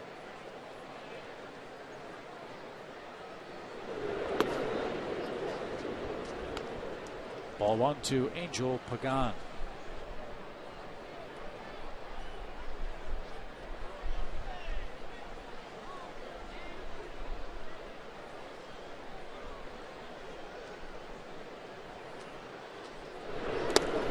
Your point a half inning or so ago, Chip, about the pitching getting a little thin. From this standpoint, you look at the Braves' quality starts at the beginning of the year with the solid rotation, and then into September, they've only had 3. The last one was September 3rd against the Dodgers when Mike Minor turned in a quality start.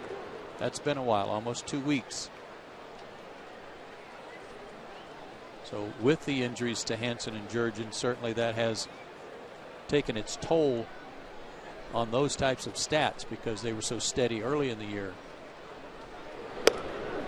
And it's not as if the kids have pitched poorly, but quality start is 6 innings. There haven't been many 6-inning starts from this young bevy of pitchers the Braves are featuring now.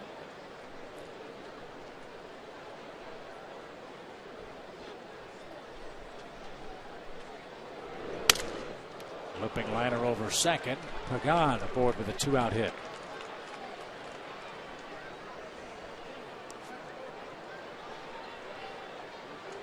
With respect to the young pitchers and what they've done, Chip, and the fact that in many cases they're only going 5+ innings. They're picking up some wins along the way.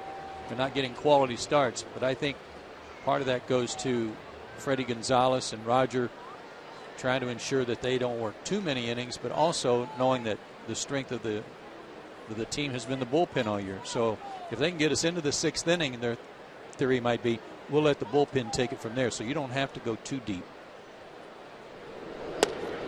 And you've got Peter Moylan back, and this chance for another arm that could be joining that bullpen crew too. It sounds like Chris Medlin is going to pitch off the mound tomorrow and then again Sunday, and could be headed to instructional ball shortly thereafter. Braves would like to get 3 or 4 outings for him in instructional ball, and then Chris might be back for the final 3, 4, 5 games or so. That would be a miracle, because they really ramped up his throwing program over the last 2 weeks.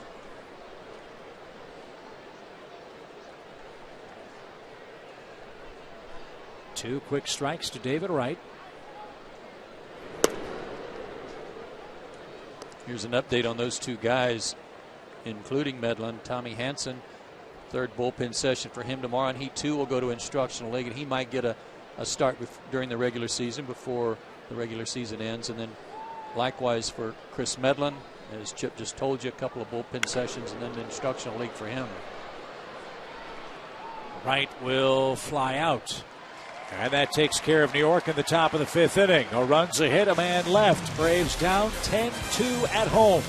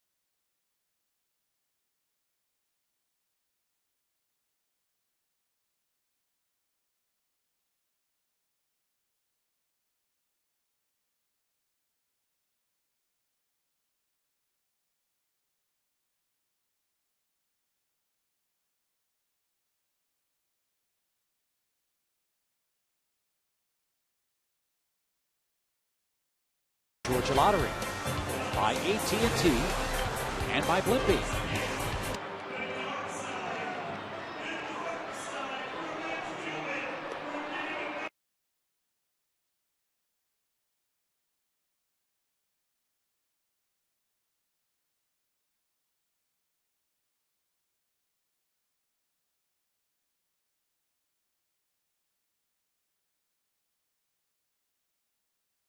Entertaining Home Depot tool race. The drill has had a very, very rough year. Yeah, but look at this. He's never won a race. He's never won a race, and tonight is the night. You think? He's all by himself. Everybody else is piled up on the baseline, and then out of nowhere. What? Darth Vader? Oh, no.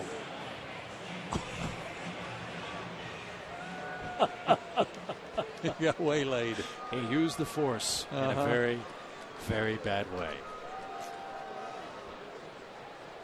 Just when he was a sure thing. Antoine Richardson will bat for Julio Teheran here in the Braves' 5th.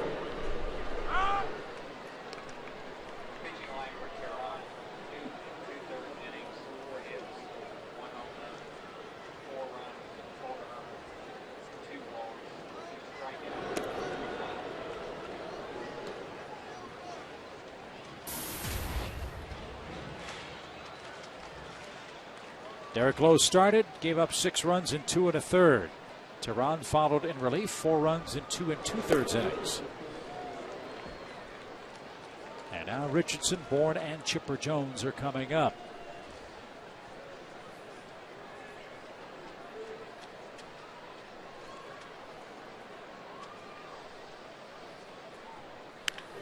Line down the left field line. Antoine Richardson can fly. He missed first. A sure double, but he missed the first base bag. He missed first. He did the right thing. Fans don't understand why he stopped, but when you miss the bag, you got to go back.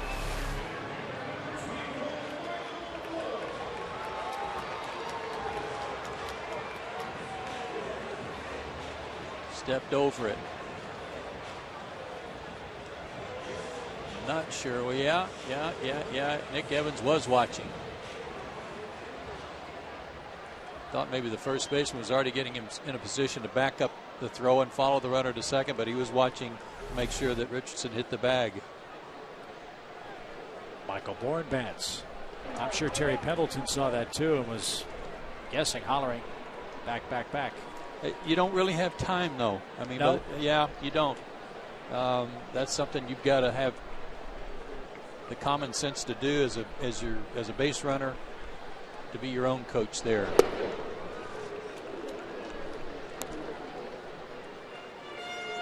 If he didn't already have plans to stop, there's no way Terry was going to stop him.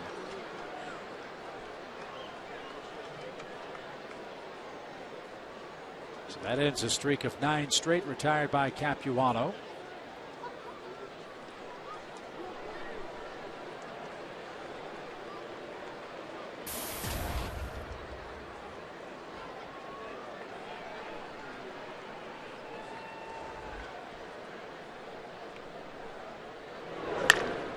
There's a liner into right.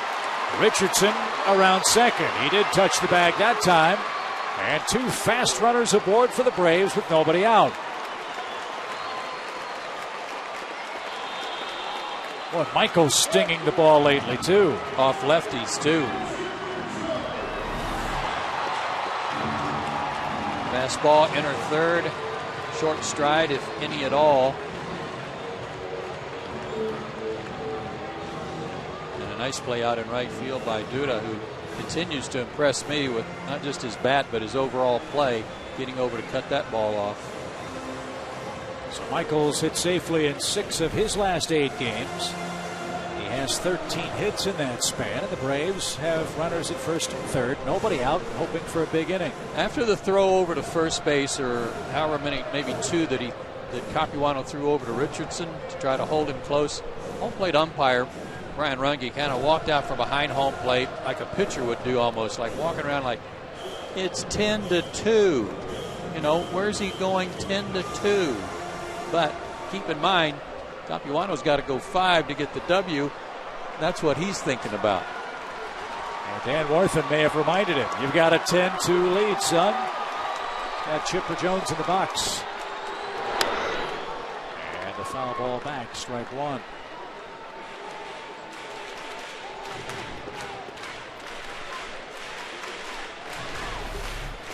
Here's that throw to first. Now, it's Brian Runge, home plate umpire. Are you kidding me?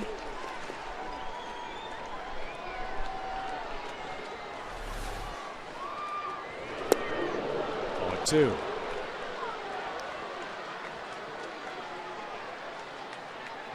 Chipper has shined in this spot all year long. Here's where a guy with 2,600 plus hits, he's 0-2. He's got to respect the fastball, but he knows he's going to get a changeup,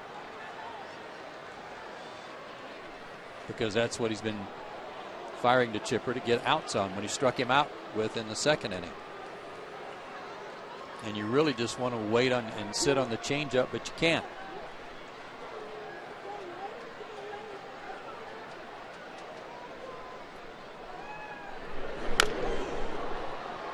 And there it is, of course.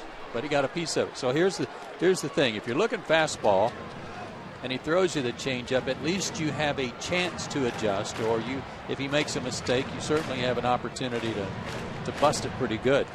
But if you're sitting on the changeup, the off-speed pitch, and you're waiting, and he throws the 90 or 91 fastball, then you have no chance to adjust. It's by you. And there was the 90-mile-an-hour fastball, but it missed. And the count now 1 ball, 2 strikes.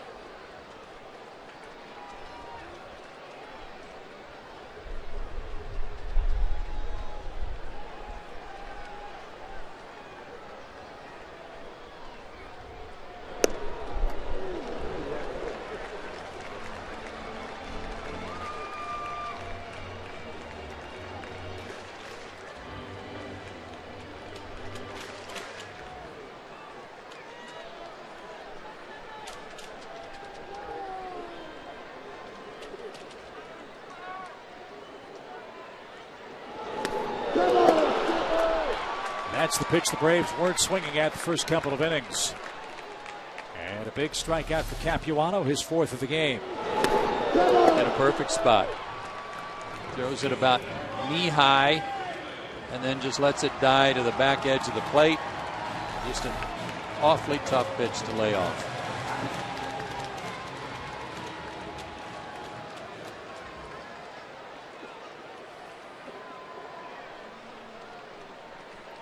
Freddie Freeman's 0 for 2.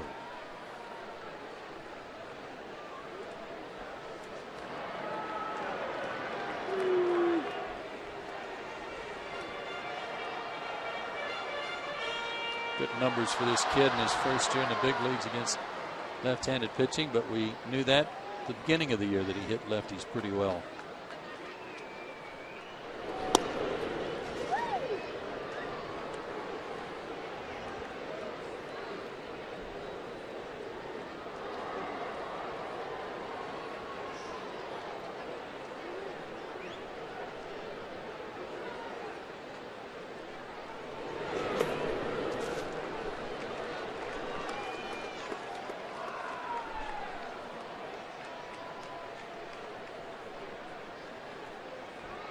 Capuano's thrown 81 pitches. When he beat the Braves, he threw 122.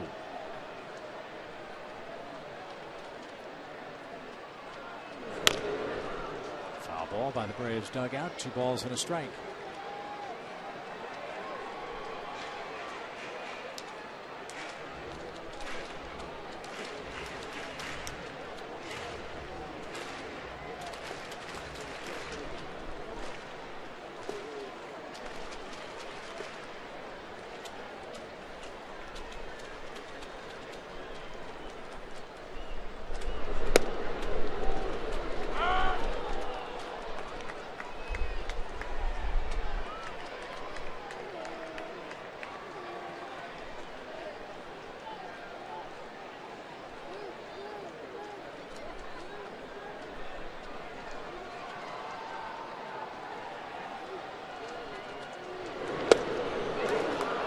.76 miles an hour.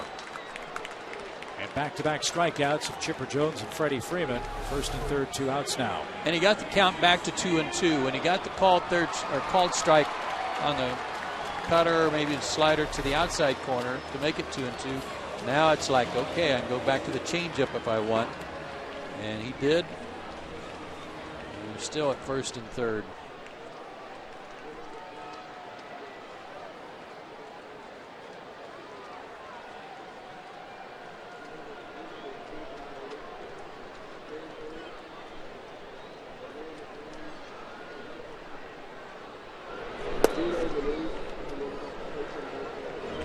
Ball, no strikes. When Douglas struck out in the 3rd inning on a changeup, what appeared to be a changeup, that was the 10th time he has struck out against Capuano in 15 at bats.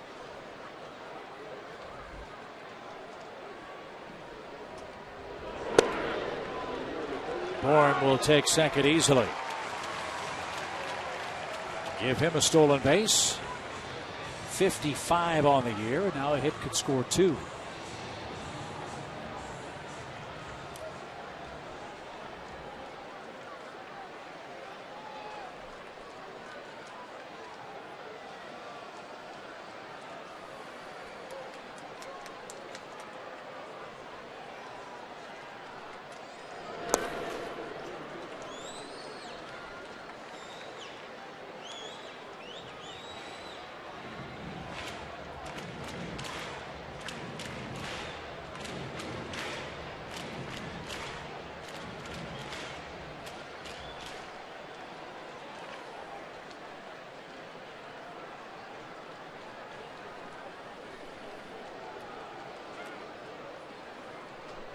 Tolley wanted time, and it was granted. I'm not sure Tolley was quite sure what Capuano settled on himself.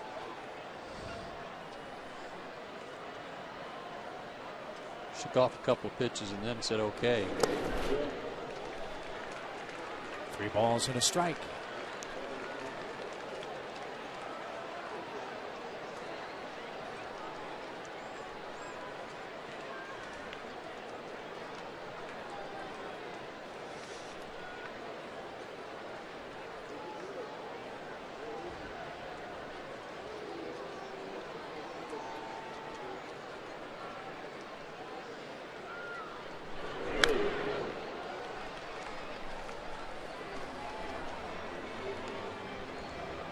This guy just does not give in on the mound, does he? No, he doesn't, and his control has been so good, at least against Atlanta, that he can use those pitches, his fastball or his changeup, to either side of the plate. He's made the mistake with the cutter tonight on Prado.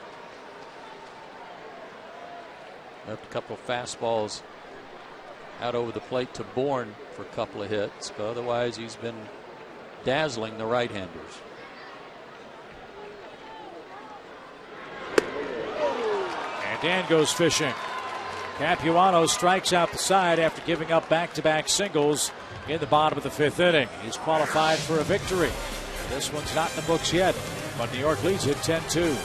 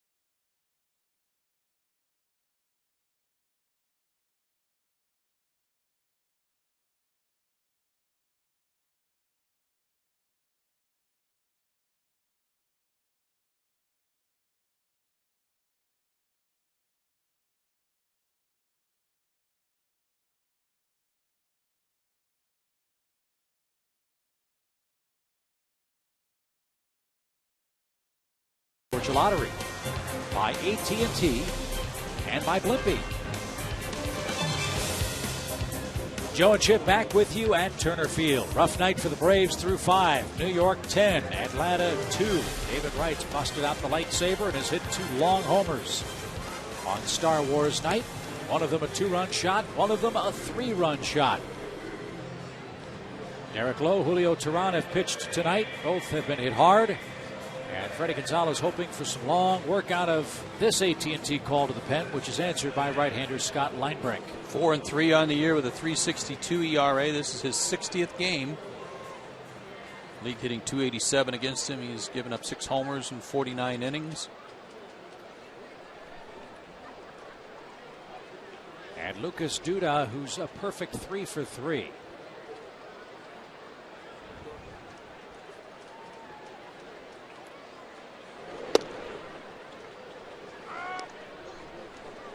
So if our trivia question was, guess who's 3 for 3 today?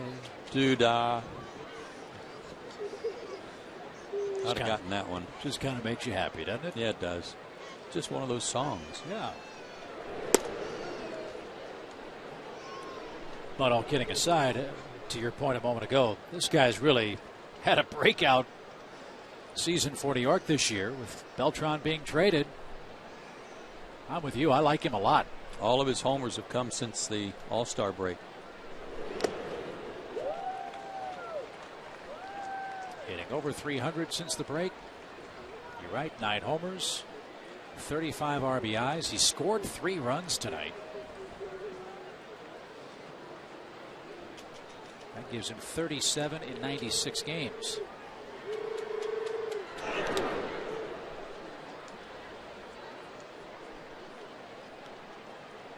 First half in spot duty, we'll call it, just playing occasionally. Didn't have a lot to talk about, but he sure has in the second half.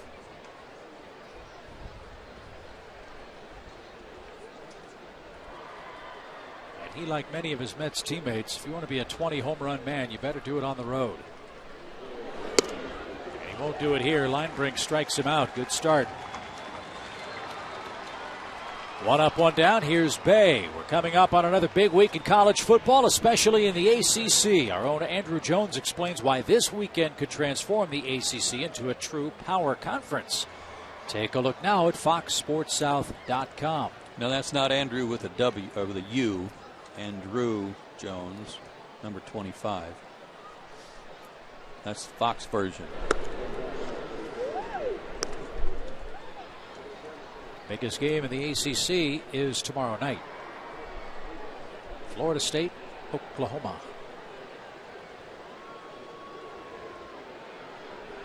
In Tallahassee. You know, you're talking about that song, Camptown Races. It's one of those songs that makes you smile when you hear it. But so is like the band that's playing here tomorrow night, Come Sail Away. That's a good song. Good sing-along song. Yeah. Joe Vincius has it on his playlist, hums it a lot. And I just found out the menu for his tailgate party tomorrow in anticipation of the Styx concert. Did you? Mm-hmm. Quiche and cupcakes.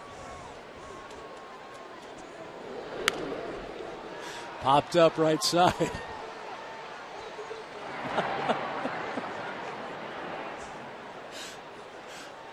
A nice fruity white wine too, right? No question. Now that's an interesting combination. I've never heard of quiche and cupcakes being served together at a tailgate party. Yeah.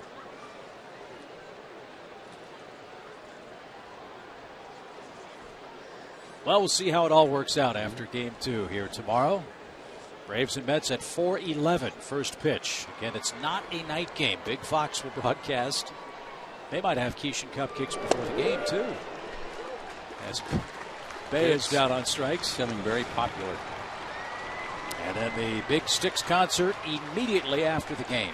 Or shortly after the game, I guess. They'll get everything set up on the infield. Tim Hudson and R.A. Dickey. The matchup.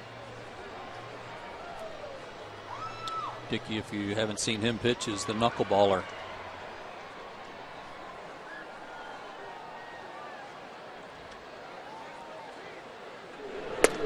Nick Evans looks at a strike.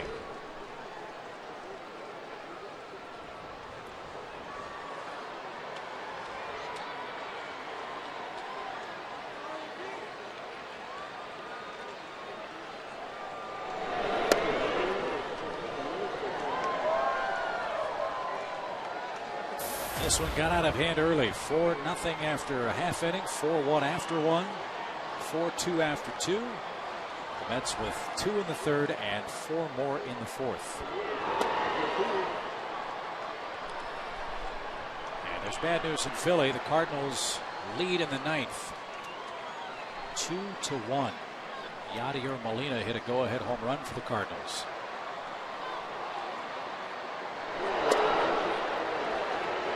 That was Vance Worley pitching for the Phillies tonight, right? Yes, and Jaime Garcia, I believe, for the Cardinals. The Braves lead St. Louis by 4.5 games in the wild card. And by 4 games in the loss column. Remember, the Braves have an off day on the road. I don't think the Cardinals have any off days left. I'm not sure about that. I know they play a wraparound series with the Phillies on Monday.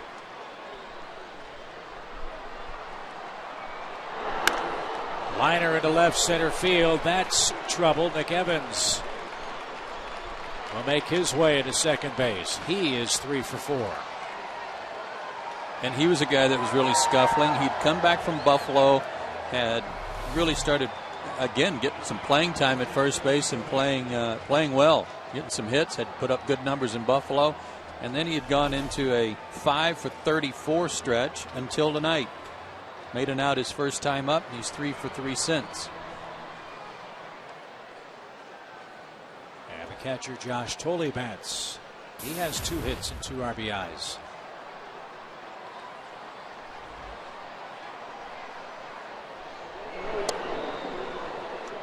While the tale is far from being told for this entire 3-game series, as you know, If you're not in the playoffs and are not going to the playoffs, the next best thing is to make it as tough as you can for teams that hope to do so. And tonight the Mets are doing that. And that one crossed up Brian McCann. I don't know if he got leather on it. Where did that hit him?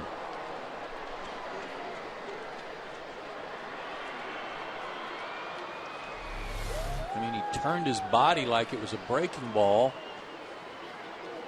Oh, I'm glad that hit glove and not wrist. Brian must have been expecting a breaking ball the way he turned his body, and then he just handcuffed him. And he'll be charged with a pass ball. Very fortunate that didn't hit him on the wrist. 1 ball, 1 strike.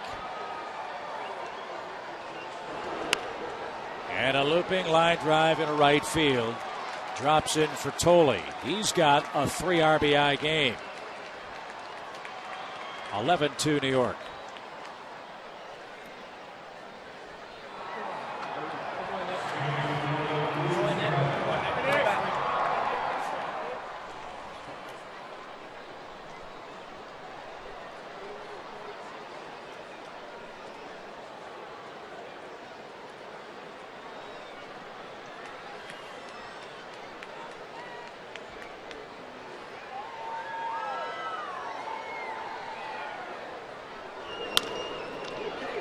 Back to the mound, Ruben Tejada, and the Mets are done in the 6th inning. More 2-out trouble. Mets do that a lot. They score another run and add to their lead. It's 11-2 and a very special bit of video when we come back to Turner Field after this.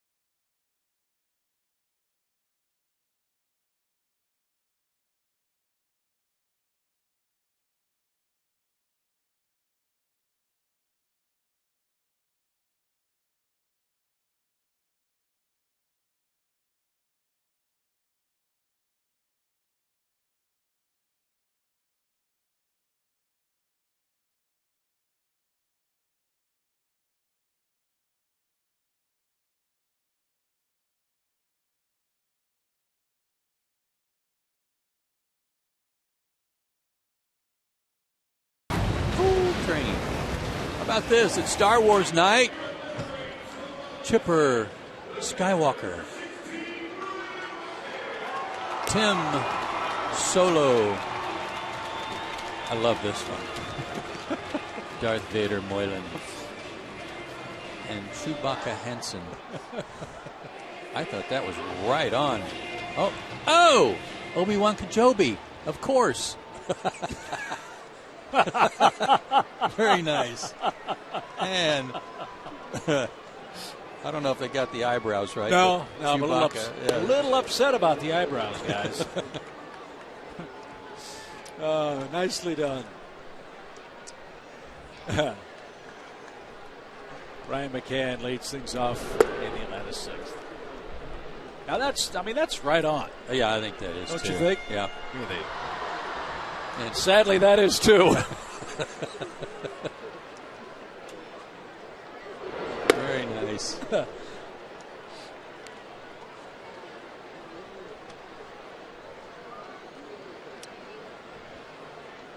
3-0 count to Brian McCann. Capuano has struck out 6 in the game.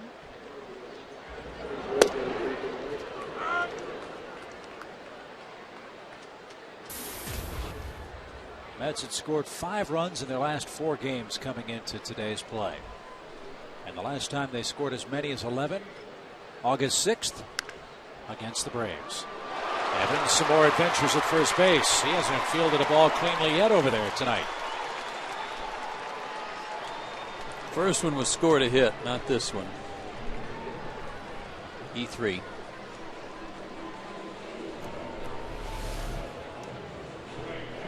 Got an in-between hop that ate him up.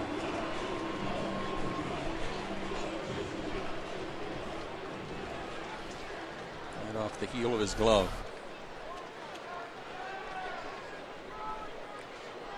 That's figured to be improved defensively next year when Ike Davis comes back, assuming he can. He's had ankle problems pretty much all year for the Mets ball club. That's a big loss. He's a legitimate 20 home run guy, even in their ballpark. Not to mention his good work defensively.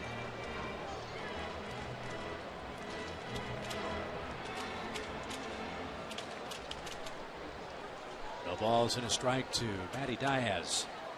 He's 0 for 3.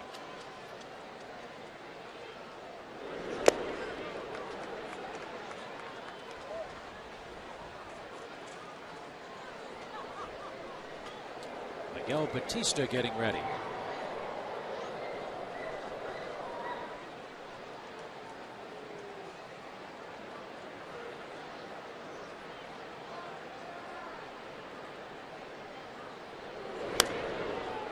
Inside out swing foul, 0-2.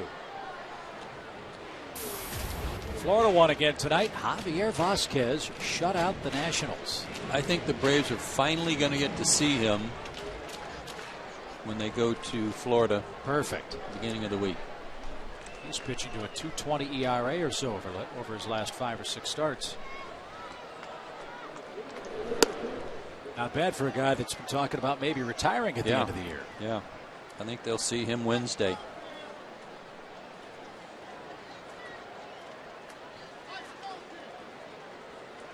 Yeah, Monday, Tuesday, Wednesday in Miami, off day Thursday, then Friday, Saturday, Sunday in Washington.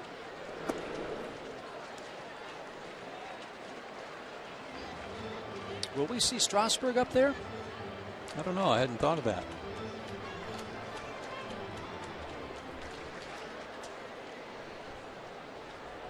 I'm sure we will.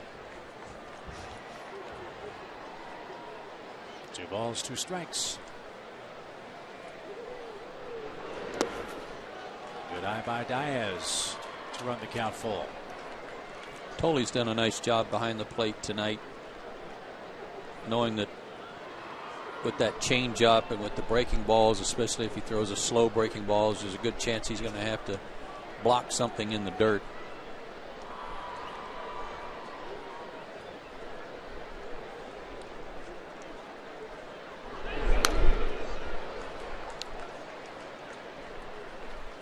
Guys at the truck tell us Strasburg is scheduled to pitch tomorrow for Washington, but we don't know if that'll be his last start of the year or not. If it is, then we obviously won't see him in Washington.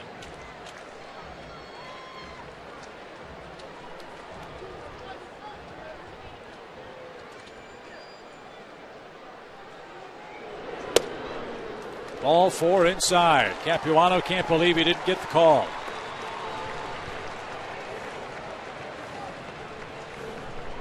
And Terry Collins will come and get his left-hander after 5 innings plus. Braves down big, 11-2, but trying to rally in the 6th.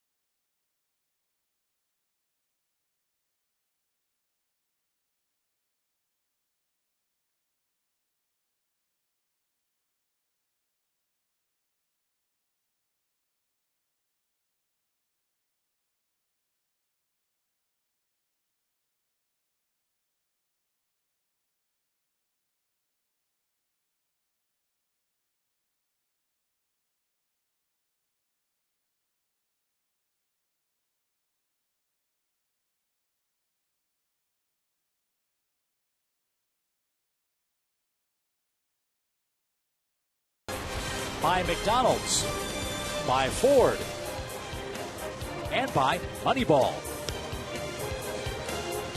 Back with you in Atlanta. Braves have 2 on, nobody out. They've seen the last of Chris Capuano for 2011. Chris left with a big lead. He's in line for his 11th victory of the season, but Miguel Batista's on now for New York. Started the year with the Cardinals and has done a good job in a couple of different roles for the Mets so far this year. Well, you might remember that when Steven Strasburg was taken down when he was supposed to start against the Braves last year, and it turned out to be an elbow problem that led to surgery, the guy who was forced into action that night was Miguel Batista. He got the start and pitched a terrific game against the Braves and beat them. And I believe he said it's not like it was Miss Iowa pitching. Remember that? Yeah, right. And then Miss Iowa came and threw out the first pitch for his next start after the ensuing controversy. But Batista has started some games. He's pitched out of the bullpen. He's done a good job. Been around a long time. That signed him on the 4th of July. And now faces Martin Prado with 2 on and none out.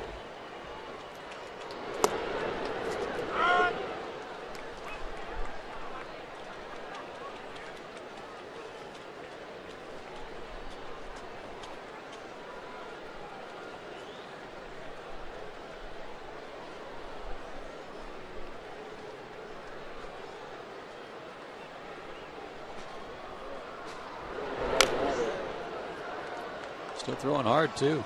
Back-to-back fastballs at 93.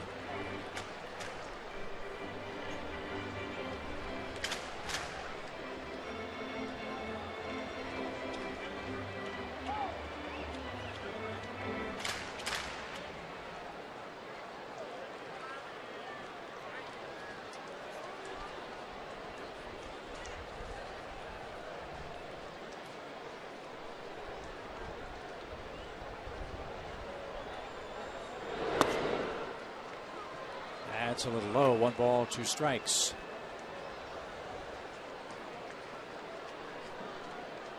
Jason Mott is on to try to close things out for the Cardinals in Philadelphia. St. Louis 2, Phillies 1 tonight.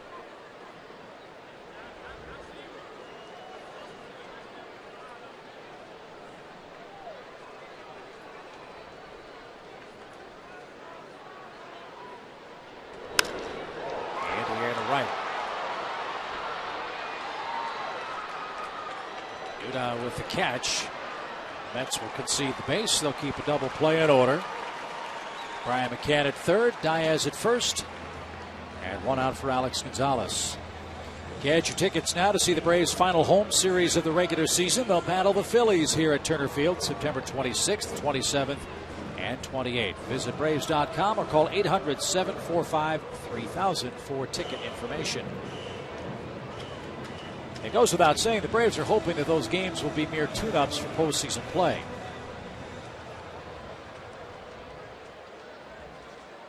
But the Cardinals not going quietly, nor are the Mets tonight here in Atlanta.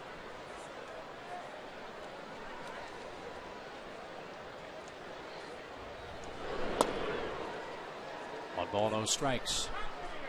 Alex a single and had a home run ball brought back by Jason Bay that ended the Atlanta 4th.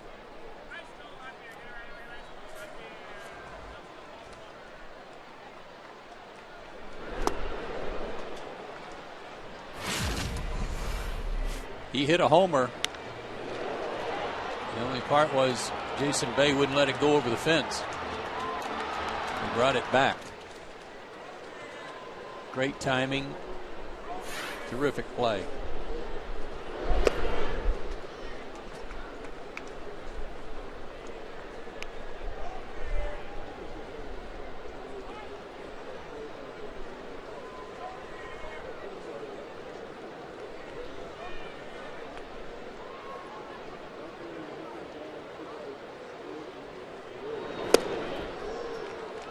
Swing and a miss. 2 balls, 2 strikes.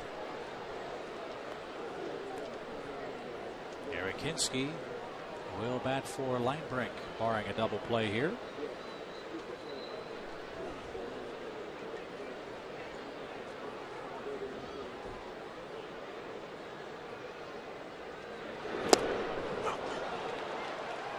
2 outs. 7 Braves hitters have been struck out tonight by Mets pitching, and it will be Hinske in the 6th.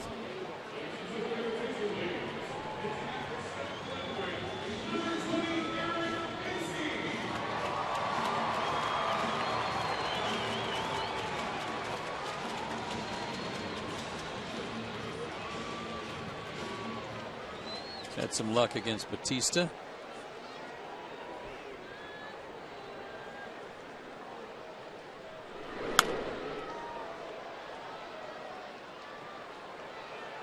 Into the big crowd, strike 1.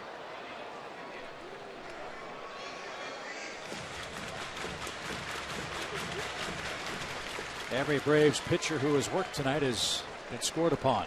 Linebrick gave up a run, 2 hits in his inning of work. Did have a couple of strikeouts. Hinske lines, and a nice catch out at second by Tejada. All Eric can do is smile. He squared one up, but Tejada hadn't played perfectly, and that retires the Braves in the 6th inning.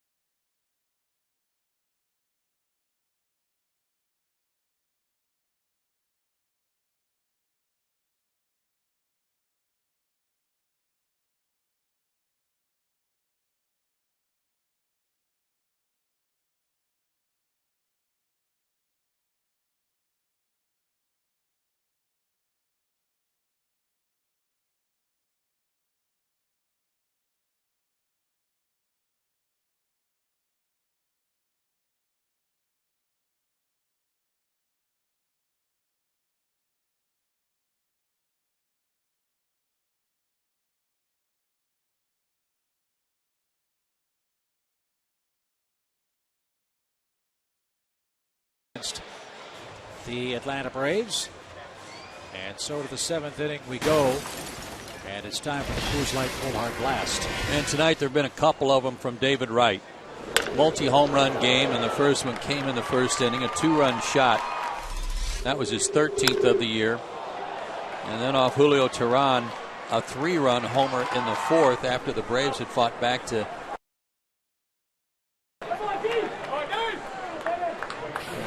3-run shot helped make it 10-2, and now it's 11-2. Previous 40 games against Atlanta, David Wright had 2 homers in those 40 games.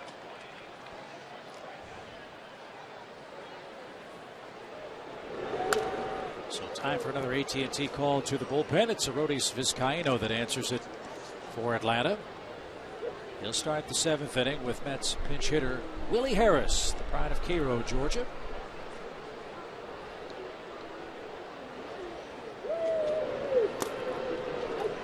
Vizcaíno was in 2 of the games against Florida. 2/3 of an inning in each outing. Did not give up any runs, only 2 hits.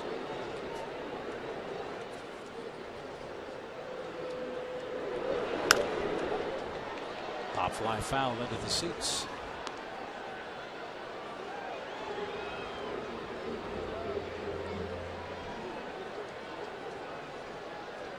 Willie's been the top option for the Mets off the bench. This is his 59th pinch hit appearance, most on their club.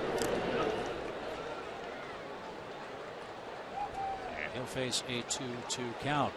Great news in Philadelphia. Phillies score in the 9th, and They have a runner at second with 2 outs. Jason Mott could not seal the deal. Right fielder dropped the ball. I'm told it was Corey Patterson dropped the ball in the right field corner that allowed the tying run to score.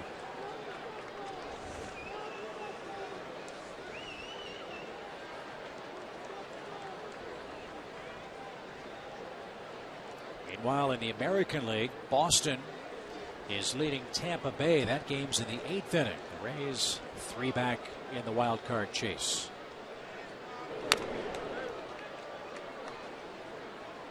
It's funny how this game works. A month ago, everyone was bemoaning the lack of competitive races around Major League Baseball. All of a sudden, that's changed dramatically. National League wild card tightening up. The AL wild card tightening up. Nobody's decided the AL West.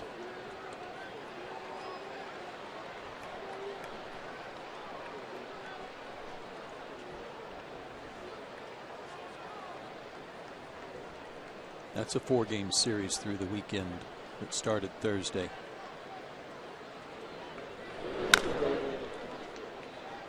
.98 on that pitch from Arodes. So there are the remaining schedules for the American League wild card. 7 for the Rays left with the Yankees. Boston has 7 games left with Baltimore. Yeah, that's a decided advantage. Willie Harris has a leadoff pinch hit single. And continues to hit Atlanta hard for his career.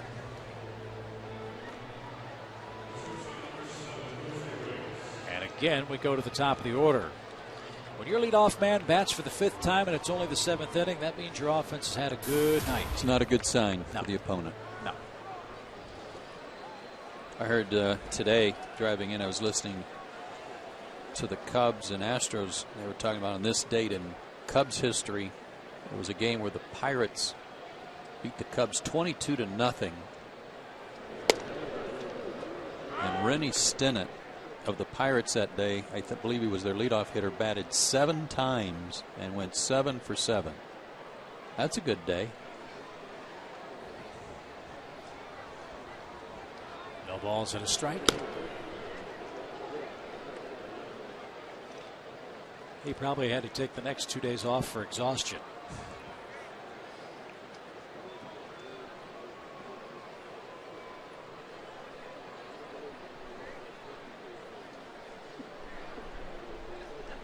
$11 runs, 16 hits for the Mets. 2-6-0 for Atlanta.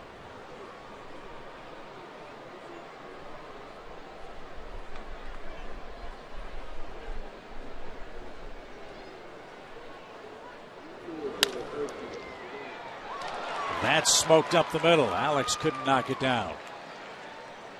Second hit of the game for Reyes. 2 on, nobody out.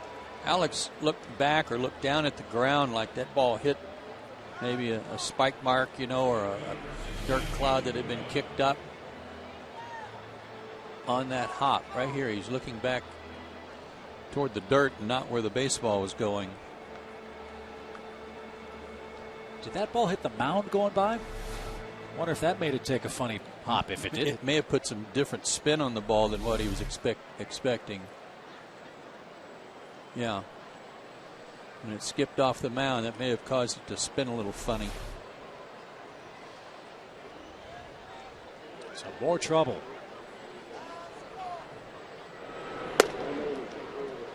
And a quick strike.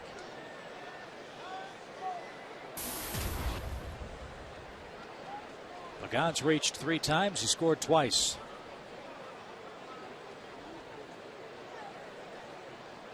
Each one of the top 6 hitters for New York on their lineup card has scored at least 1 run tonight.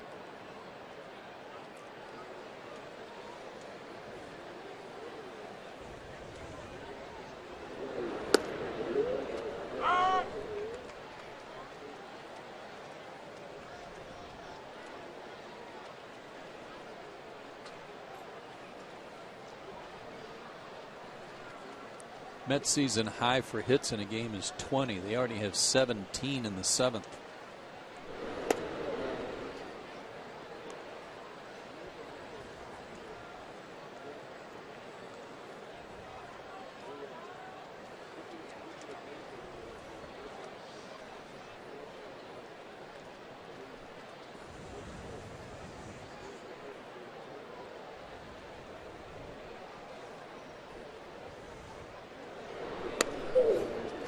There's another team that suddenly has reared its head, and that's the defending world champions. Yep. The Giants, who looked like they were dead in the water about a week ago, have gone on a winning streak. They've won 5 in a row and are winning tonight in Colorado 6-1. And they're only a game and a half back of the Cardinals, 6 back of Atlanta. Still in it.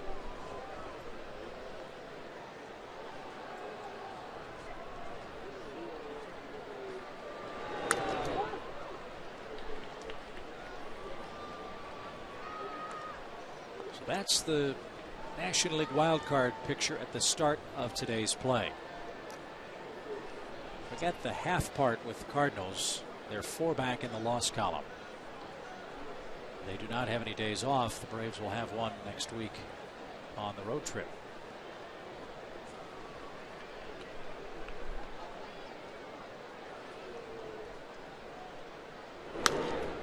And the other thing to remember, I mentioned so much excitement about those final 3 games at home for the Braves against the Phillies. St. Louis Cardinals, the final weekend, will be playing the Houston Astros.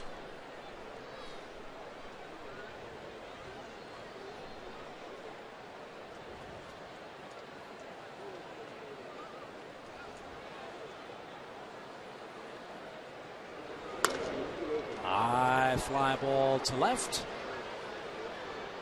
Pagan's the first out.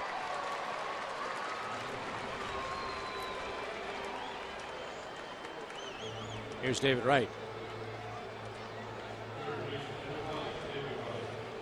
Took this guy into a lot of work to get that first out. 19 pitches. Tough night tonight for Atlanta pitchers.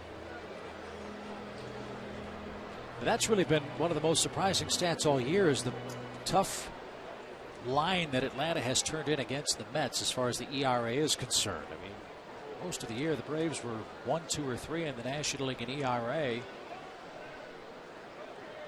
Don't tell that to this Mets offense. I mean, they've given Atlanta all kinds of trouble at the plate.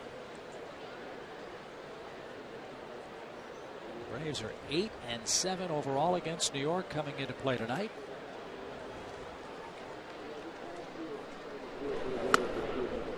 But how about this?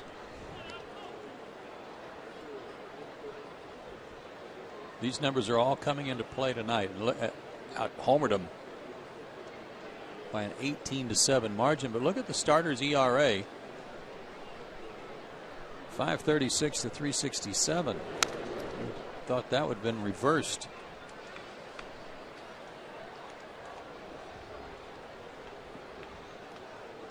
And the Braves staring at the knuckleballer, R.A. Dickey, and then Dylan G.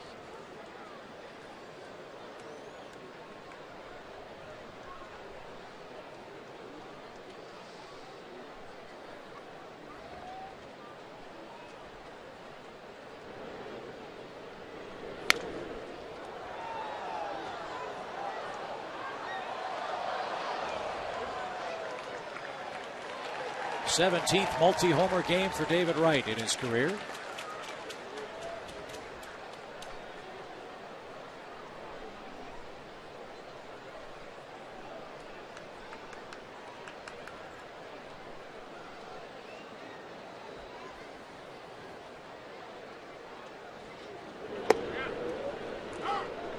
And he is down on strikes.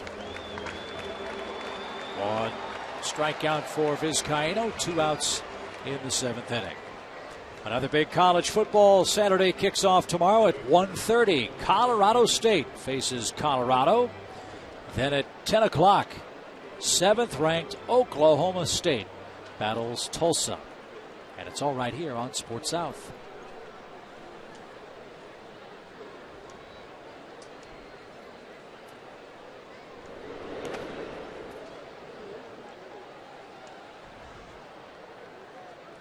Lucas Duda is 3 for 4 tonight. 11-2 ball game with not a day game tomorrow, but an afternoon game tomorrow. A little surprised to see McCann still in there.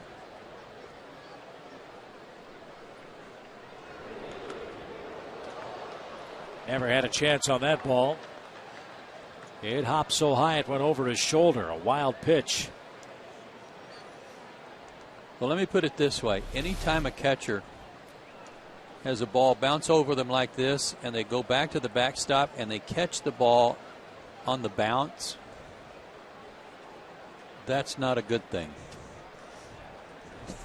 That's a high one that bounced.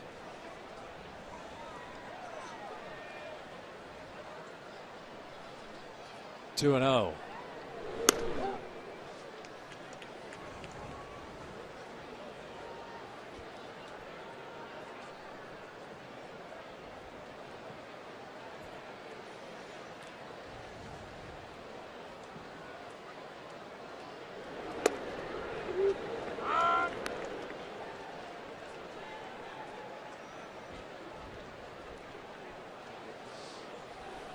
Anthony Varvaro has begun to loosen up for Atlanta.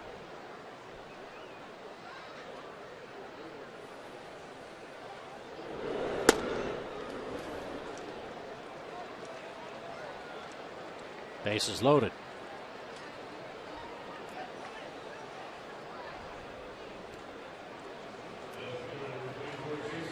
And Freddie Gonzalez will again make the long walk out to the center of the diamond. 29 pitches. 2 singles, a walk, a wild pitch, and we're not out of the 7th yet.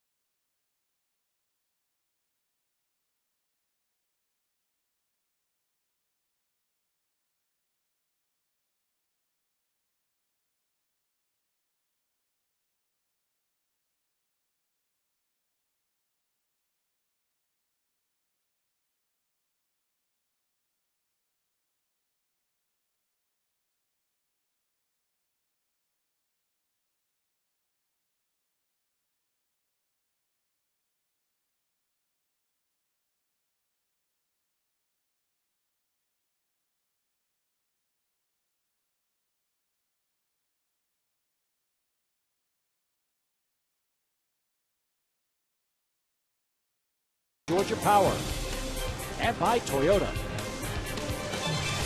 Chilly night at the ballpark, and the Mets have made it even colder. 11-2 they lead it here in the 7th inning. They've got the bases loaded, and another AT&T call to the bullpen.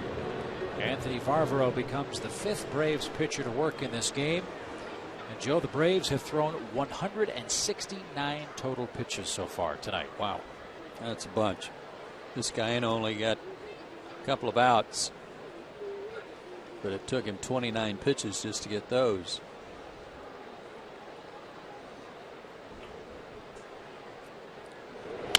Jason Bay, ground ball deep short. Alex jumps, fires, and a stretch. What a play. He's a beauty, isn't he? He wants a Gold Glove. That play was Gold Glove worthy.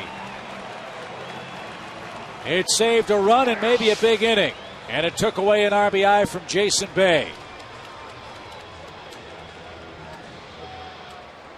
Wow.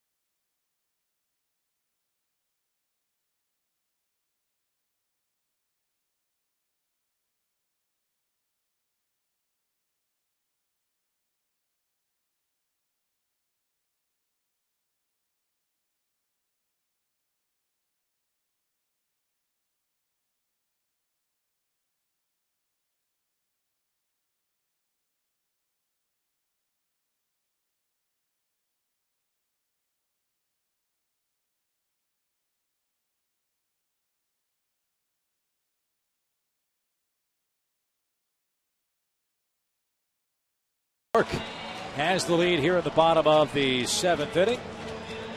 Fireworks after the game. Plenty of fireworks from David Wright tonight. 2 long homers and 5 RBIs, part of a 17-hit New York attack.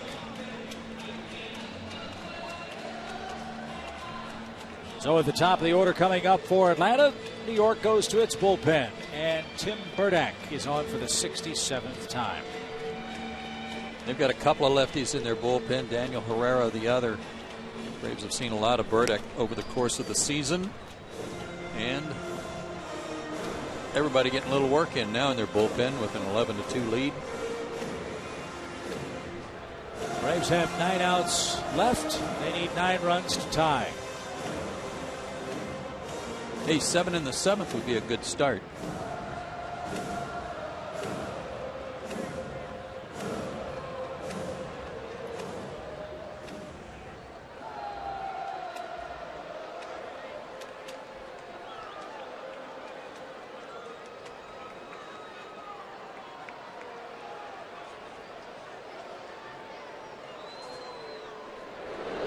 Two hits, a run, and a stolen base for Michael Bourne tonight.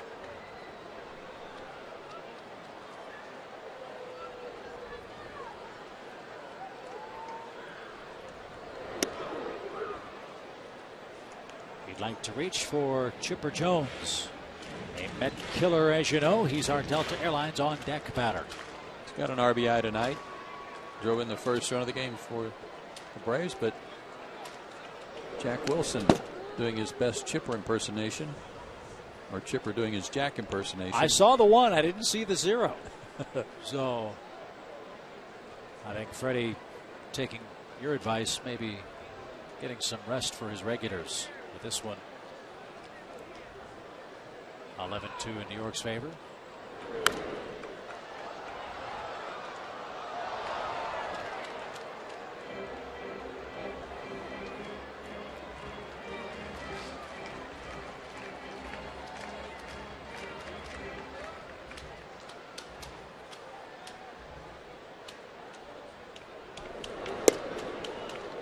Bourne down on strikes.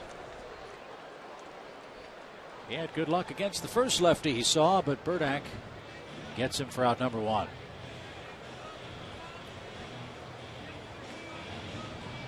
And here's the man accused of impersonating Chipper Jones, Jack Wilson.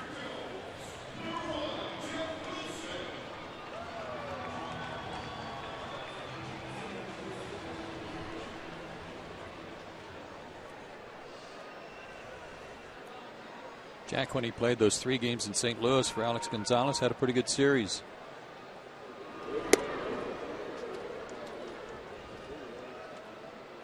Was it Wilson in New York that he made that unbelievable sliding play up the middle to his left? I believe so, yeah. Yeah, that was that play where everybody in the ballpark kind of froze as if they thought he was just going to hold the ball. But yeah, he popped up and made the throw to first and an inning. And he'll pop up to second. Tejada in shallow right. But speaking of highlight reels, and the one this year for Alex Gonzalez is going to be a big reel. But how about this play again to end the inning? Jumping off his left foot, springing in the air, throwing while in midair with that kind of strength on the throw. Just to get it across the diamond is one thing, and then you get a splits from a 6'5" first baseman. Just doesn't get a whole lot better than that.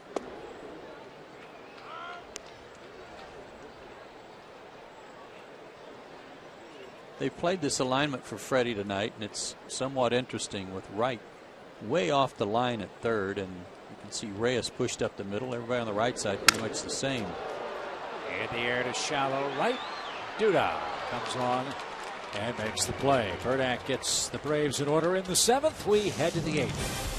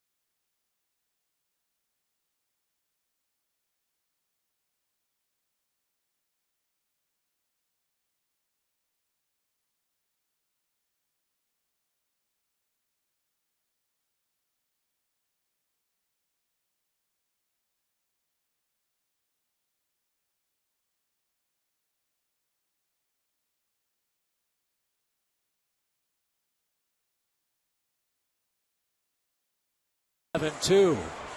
Even R2-D2's made his way to the ballpark. And they show that on the jumbo scoreboard in center. David Ross in behind the plate. Jack Wilson is at third. Farvero facing Nick Evans in the 8th inning.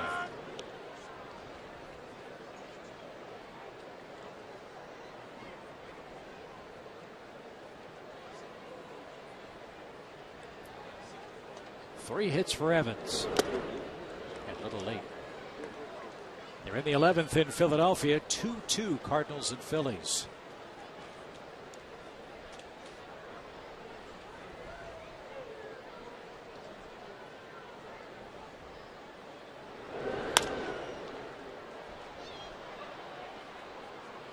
A dropped fly ball in the right field corner allowed the Phillies to tie that game with 2 outs, I believe, in the bottom of the 9th.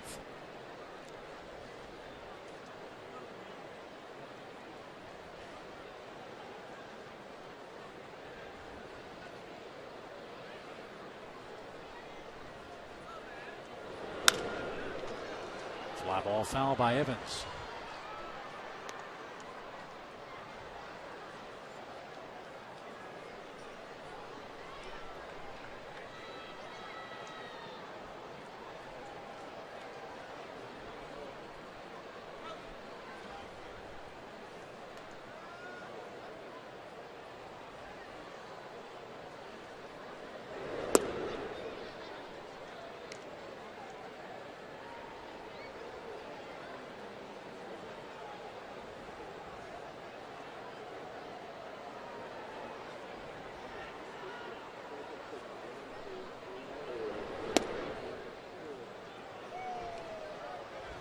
Two and two.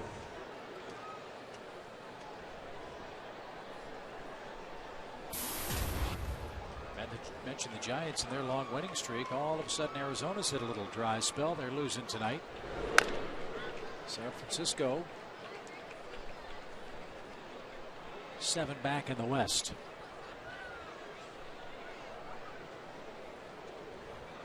And beating Colorado handily tonight at Coors. You never say never, of course, but it may be too little too late for the Giants, and they'll be kicking themselves at the end of the year if they fall a little short of what could have been after really a bad August. Fly ball to right.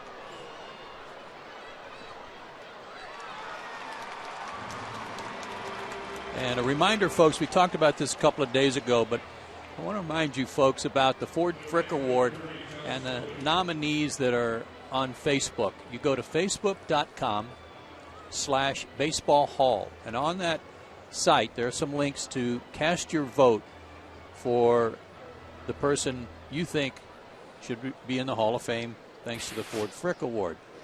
Now then, you can only vote once a day through September 30th.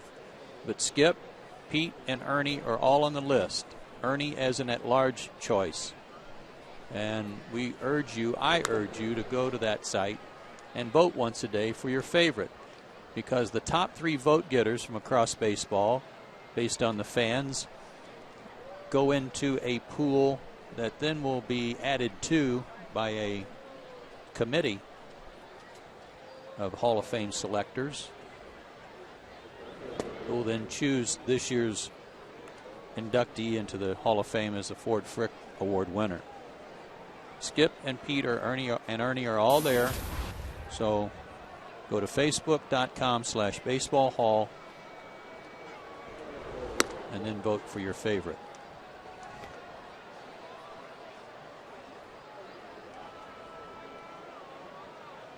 And I love that picture. 3 balls and a strike. And popped up by Josh Tolley. I can just see my dad and hear him saying, what do you think of my red shirt? Pretty racy, huh? I just asked him to put this picture back up because there they are, Pete and Ernie in their tie looking sharp, and Skip is ready to hit the town, baby. Swabby got that bad boy opened up, unbuttoned down about 2 buttons. Can't see the gold chains, but he is looking good. I'll see you at Johnny's Hideaway after the game. Yeah. That is outstanding. That had to be like their first year, right? It was. I believe it was that might have been their publicity photo. That was like 75? 76. 76. Right? Yeah. And quite obviously, on a personal level, I can't tell you how much I miss that man in the red shirt. And all of us in Braves country certainly miss Ernie Johnson. And hard to believe it's been a little more than a month since his passing. And our thoughts and prayers go out to his lovely wife Lois, their entire family. And his memory will live on forever in this booth. And we're all better for being able to know him and work with him and laugh with him and love him and appreciate him. All the more reason for Pete to get his tail out here too. Yeah. Need to see Van Weeren out here at the ballpark.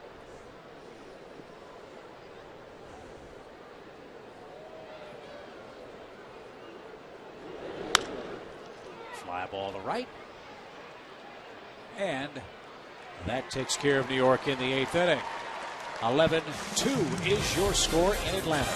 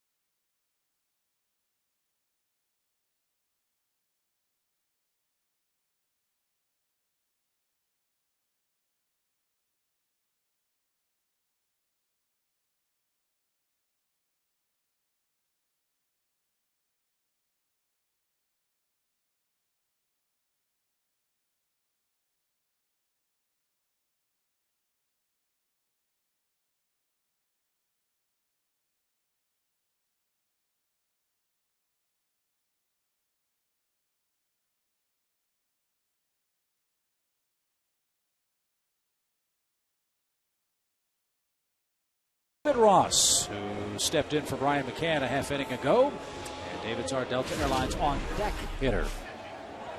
And in New York, game 2 of the doubleheader, he launched one off of Pedro Beato over the center field wall. And that ballpark, folks, that is crushed. He used a Chipper Jones bat. Watch the Chipper reaction.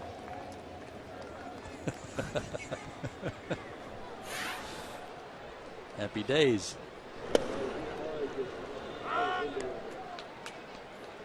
So the Mets have a new battery. Mike Nicky is the signal caller.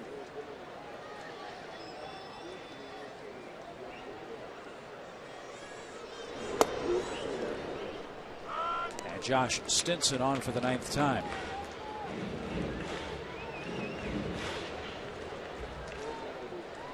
He looks like a big old boy.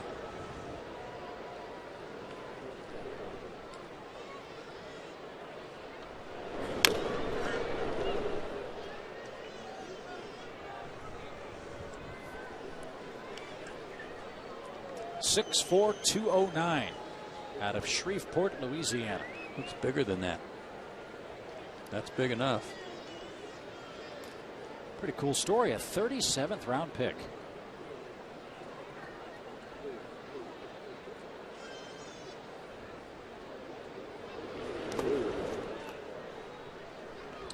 Was an all-star in the Eastern League in 2010. Pitched in 32 games, started 14, went 9-3 at AA. Moved up to AAA last year, 2-2 in 4 games, all of them starts.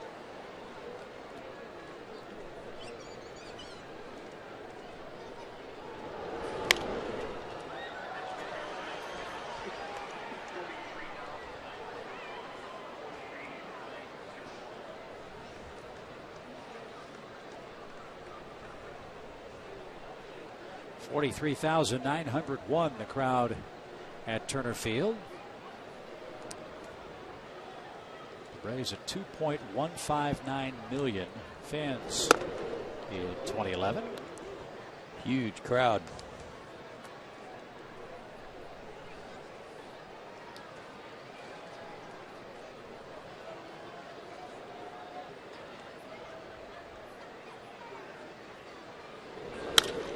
Just short.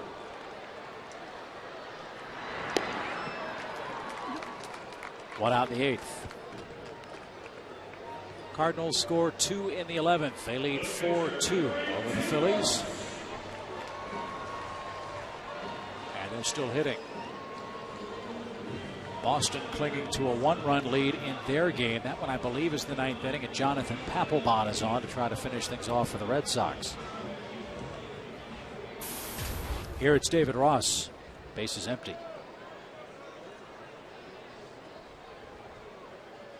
Tim Hudson gets the ball tomorrow afternoon. Again, if you have tickets and you're watching throughout Braves country and are making your way to Atlanta, a couple of things to keep in mind. Lots of sporting events, lots of social events. Big art festival down at Piedmont Park. We encourage you to take MARTA. Big Fox will televise the game. It is a 4:11 first pitch. If you bought your tickets and had them from earlier this season, they may say 7 o'clock. It is a 4 o'clock game.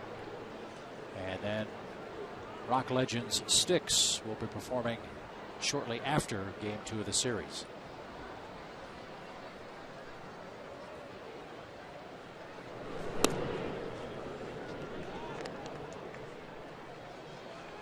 Georgia Tech is home against Kansas. They'll be playing college football in downtown Atlanta tomorrow. The Falcons have a Sunday night game against the Eagles. Again, the big art festival. Braves baseball. It's going to be a busy weekend, so if you're planning on making your way downtown, hope you'll allot the proper amount of time, and if at all possible, the Braves encourage you to take MARTA. Busy weekend.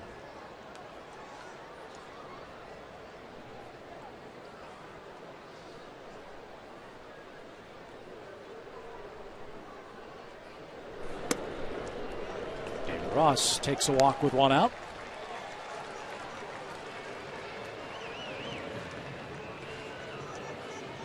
And Matt Diaz will come up.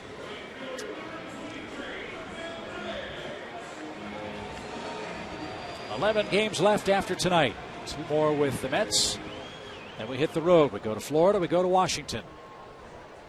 Then home for the final 3 against Philadelphia."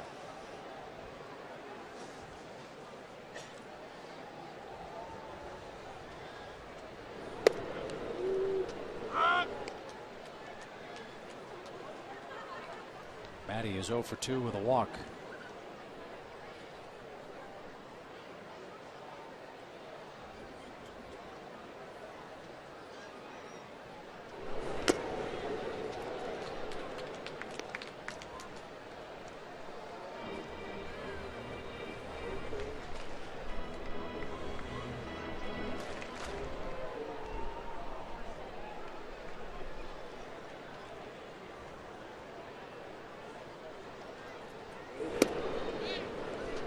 Low. 1-2.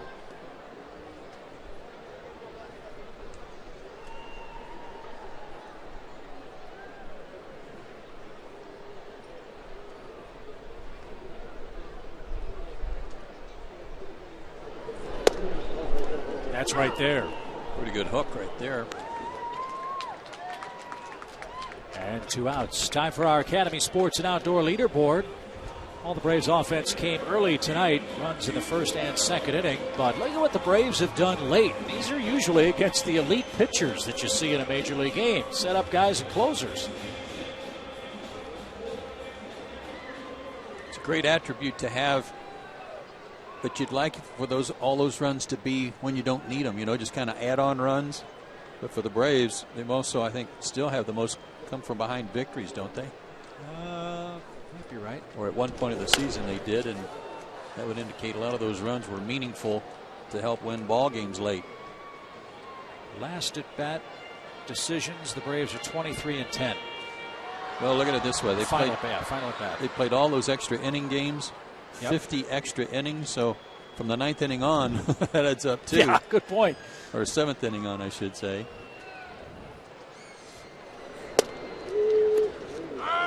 Well, in a game like this, you try to laugh through your tears because this one was out of hand pretty early for Atlanta. Alex Gonzalez made a great play at short. Prado's going to have a 4-game hitting streak. Michael Bourne had a couple of war hits against a left-handed pitcher. Those are the highlights. What I take out of this game is that with 2 weeks of baseball left, Braves have some serious starting pitching issues that they've got to sort out. Hopefully Tim Hudson can restore a little order in Game 2 tomorrow. Let's hope so.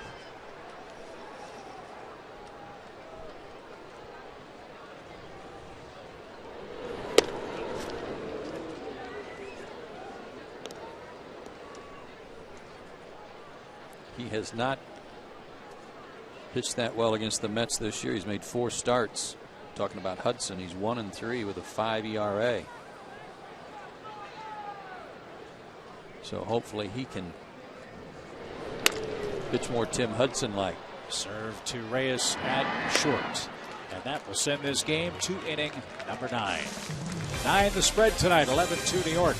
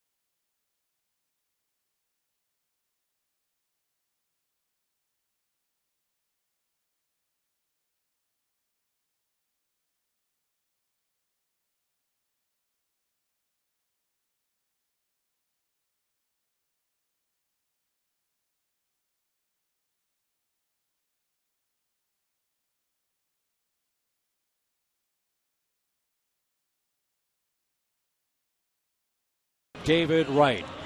5 is the most appropriate number. That's the number of runs David Wright drove in tonight's Game 1. 2-run homer in the first inning. That was his 13th of the year, and then he hit his 14th of the year in the 4th inning, a 3-run shot. And his 2 homers and 5 RBIs earns him the Home Depot Player of the Game. Remember, this is a Mets club that had scored 5 runs in 4 games coming into this series. We played for you a couple of times tonight. Their manager, Terry Collins, very upset with his team's effort and execution back in New York. He said he was going to be intense. Well, the Mets came out tonight and scored 4 times in the first inning and have not looked back.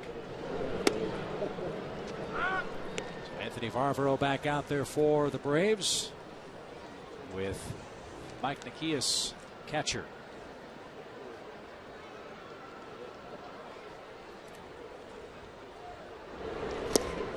Defensive changes as well for the Braves. Some more rest for Freddie's starters. Stan Uggla out of the game. Brooks Conrad checks in at second base. The rest of the night is over for Michael Bourne. Jose Costanza takes over in center.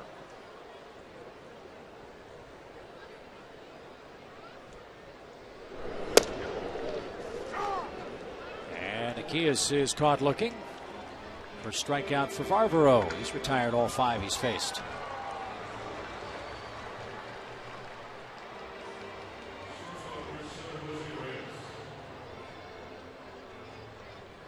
Final in Boston. The Red Sox did beat Tampa Bay tonight. That's a 4-3 victory for the Boston club. It's their lead over Tampa Bay back to 4 games. 2 more left head to head. And the Red Sox now just 3.5 back of the Yankees.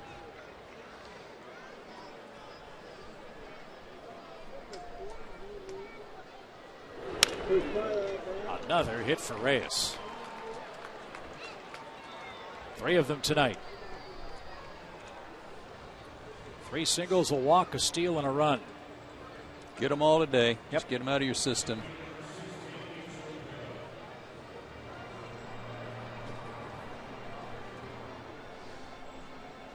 And here's Pagan. He's reached 3 times and has scored twice. Cardinals still lead the Phillies. That's 4-2 with 2 outs in the bottom of the 11th inning at Citizens Bank Park. Toronto beat the Yankees, by the way, 5-4. So Sabathia did not get his 20th win. He was bidding for that today for the Yankees.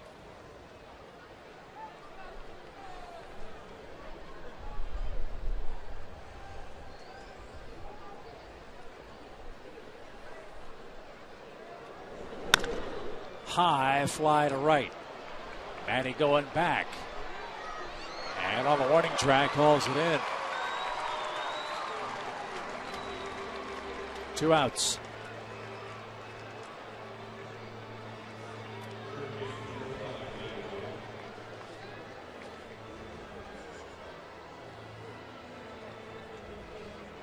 Saw David Wright a couple of minutes ago. We were talking about his good work tonight and getting the Home Depot Player of the Game.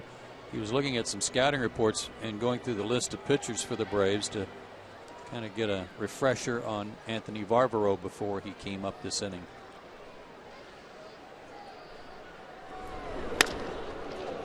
Whatever he read might have helped. Another hit for Wright. Reyes all the way around to third base. No matter what happens in this game, David Wright had one of my favorite moments in this ballpark. Remember early in the season, David Wright was playing catch with a young fan standing behind the Mets dugout. During warm-ups, just saw a fan in a Mets or Braves cap and just said, "Hey kid, you want to play catch?" And just kept lobbing baseballs back and forth. It was a Sunday morning.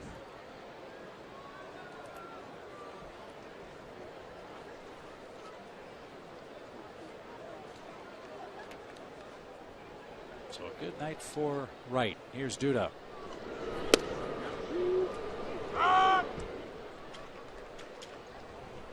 And there is the final. The Cardinals survive in Philly and win game 1 of that 4-game series. So, that's game 1 of that 4-game series. Right.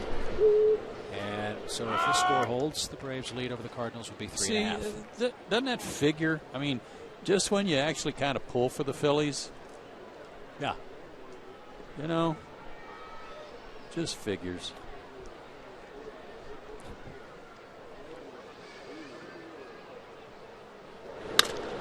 Ground ball right side and through. A 4-hit game for Duda. Have a night. 12-2.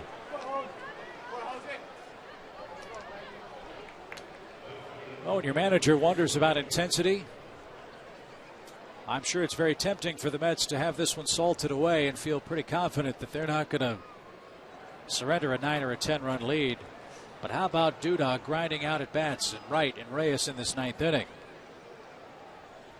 Another run and 3 more hits.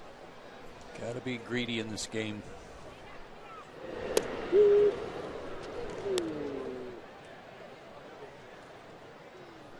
Ties Dude has career high for hits. 4. He also had a walk. Yeah, 3 singles, a double, and 3 runs. And they have their 20 hits as a team, and that ties their season high.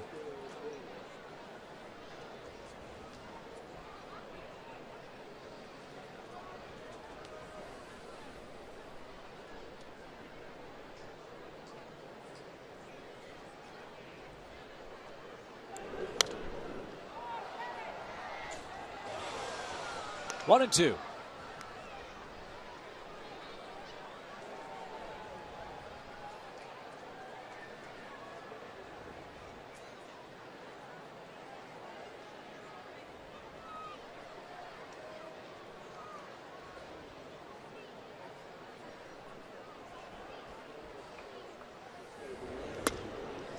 May chased a high fastball. And the 9th inning comes to a close. At least the top half of it, a run on 3 hits. 12-2. New York the lead.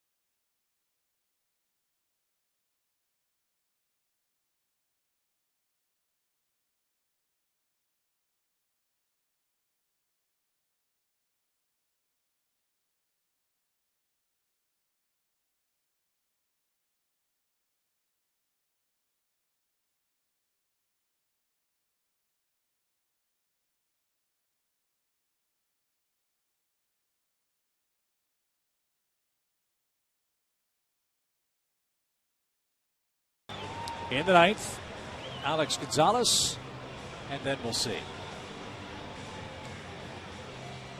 Ryota Igarashi is on for the Mets. He's their 5th pitcher in the game. Chris Capuano started, went 5+, 2 runs, 6 strikeouts. Had a gigantic lead with which to play. Derek Lowe started for the Braves, gave up 6 runs in 2 1/3 and 9 hits. Those are your starters of record in tonight's game. And this crowd of 43,901 trying to stay awake for the fireworks. They'll be coming up a few minutes after the final out. I was just looking at the scoreboard, and the Giants are winning going away. It's getting late in that ball game, and they might say, well, shoot, the Cardinals won in extra innings, so we can't gain any ground on them. But their target's not really the Cardinals. Their target would be the Braves. So when the Braves lose and they win and they gain another game, and tomorrow morning they'll only be 5 out, that gives them more hope. Keep plugging away. They know that they've got a team in between, but their target is the Braves. First pitch swing, ground ball to second. 1 pitch, 1 out. Here's the wild card. That's counting the Cardinals win. At the moment, they're 4 back in the wild card race. Giants winning, Braves are losing. Jason Hayward pinch hits. Giants are winning 9-1 top of the 9th. And I say this not at all trying to be sarcastic, but 9 runs for the Giants is about a week's worth of offense, isn't it? Yes.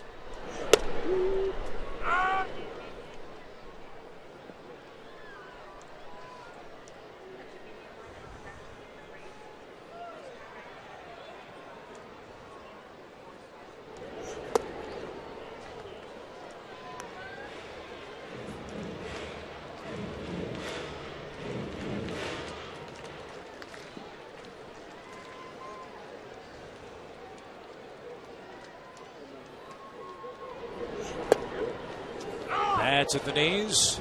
And Hayward's down on 3 pitches.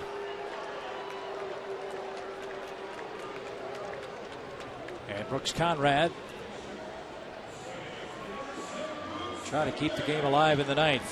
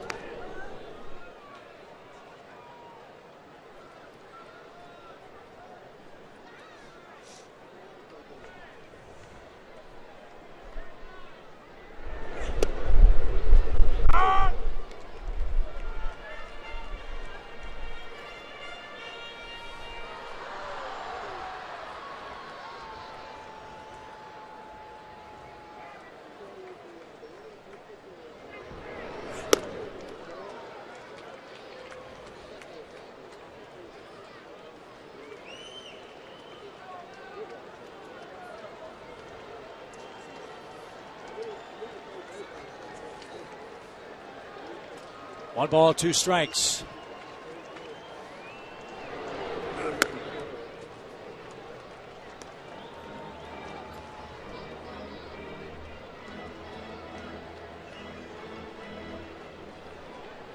Mets manager laid down a challenge yesterday, and the Mets players responded tonight.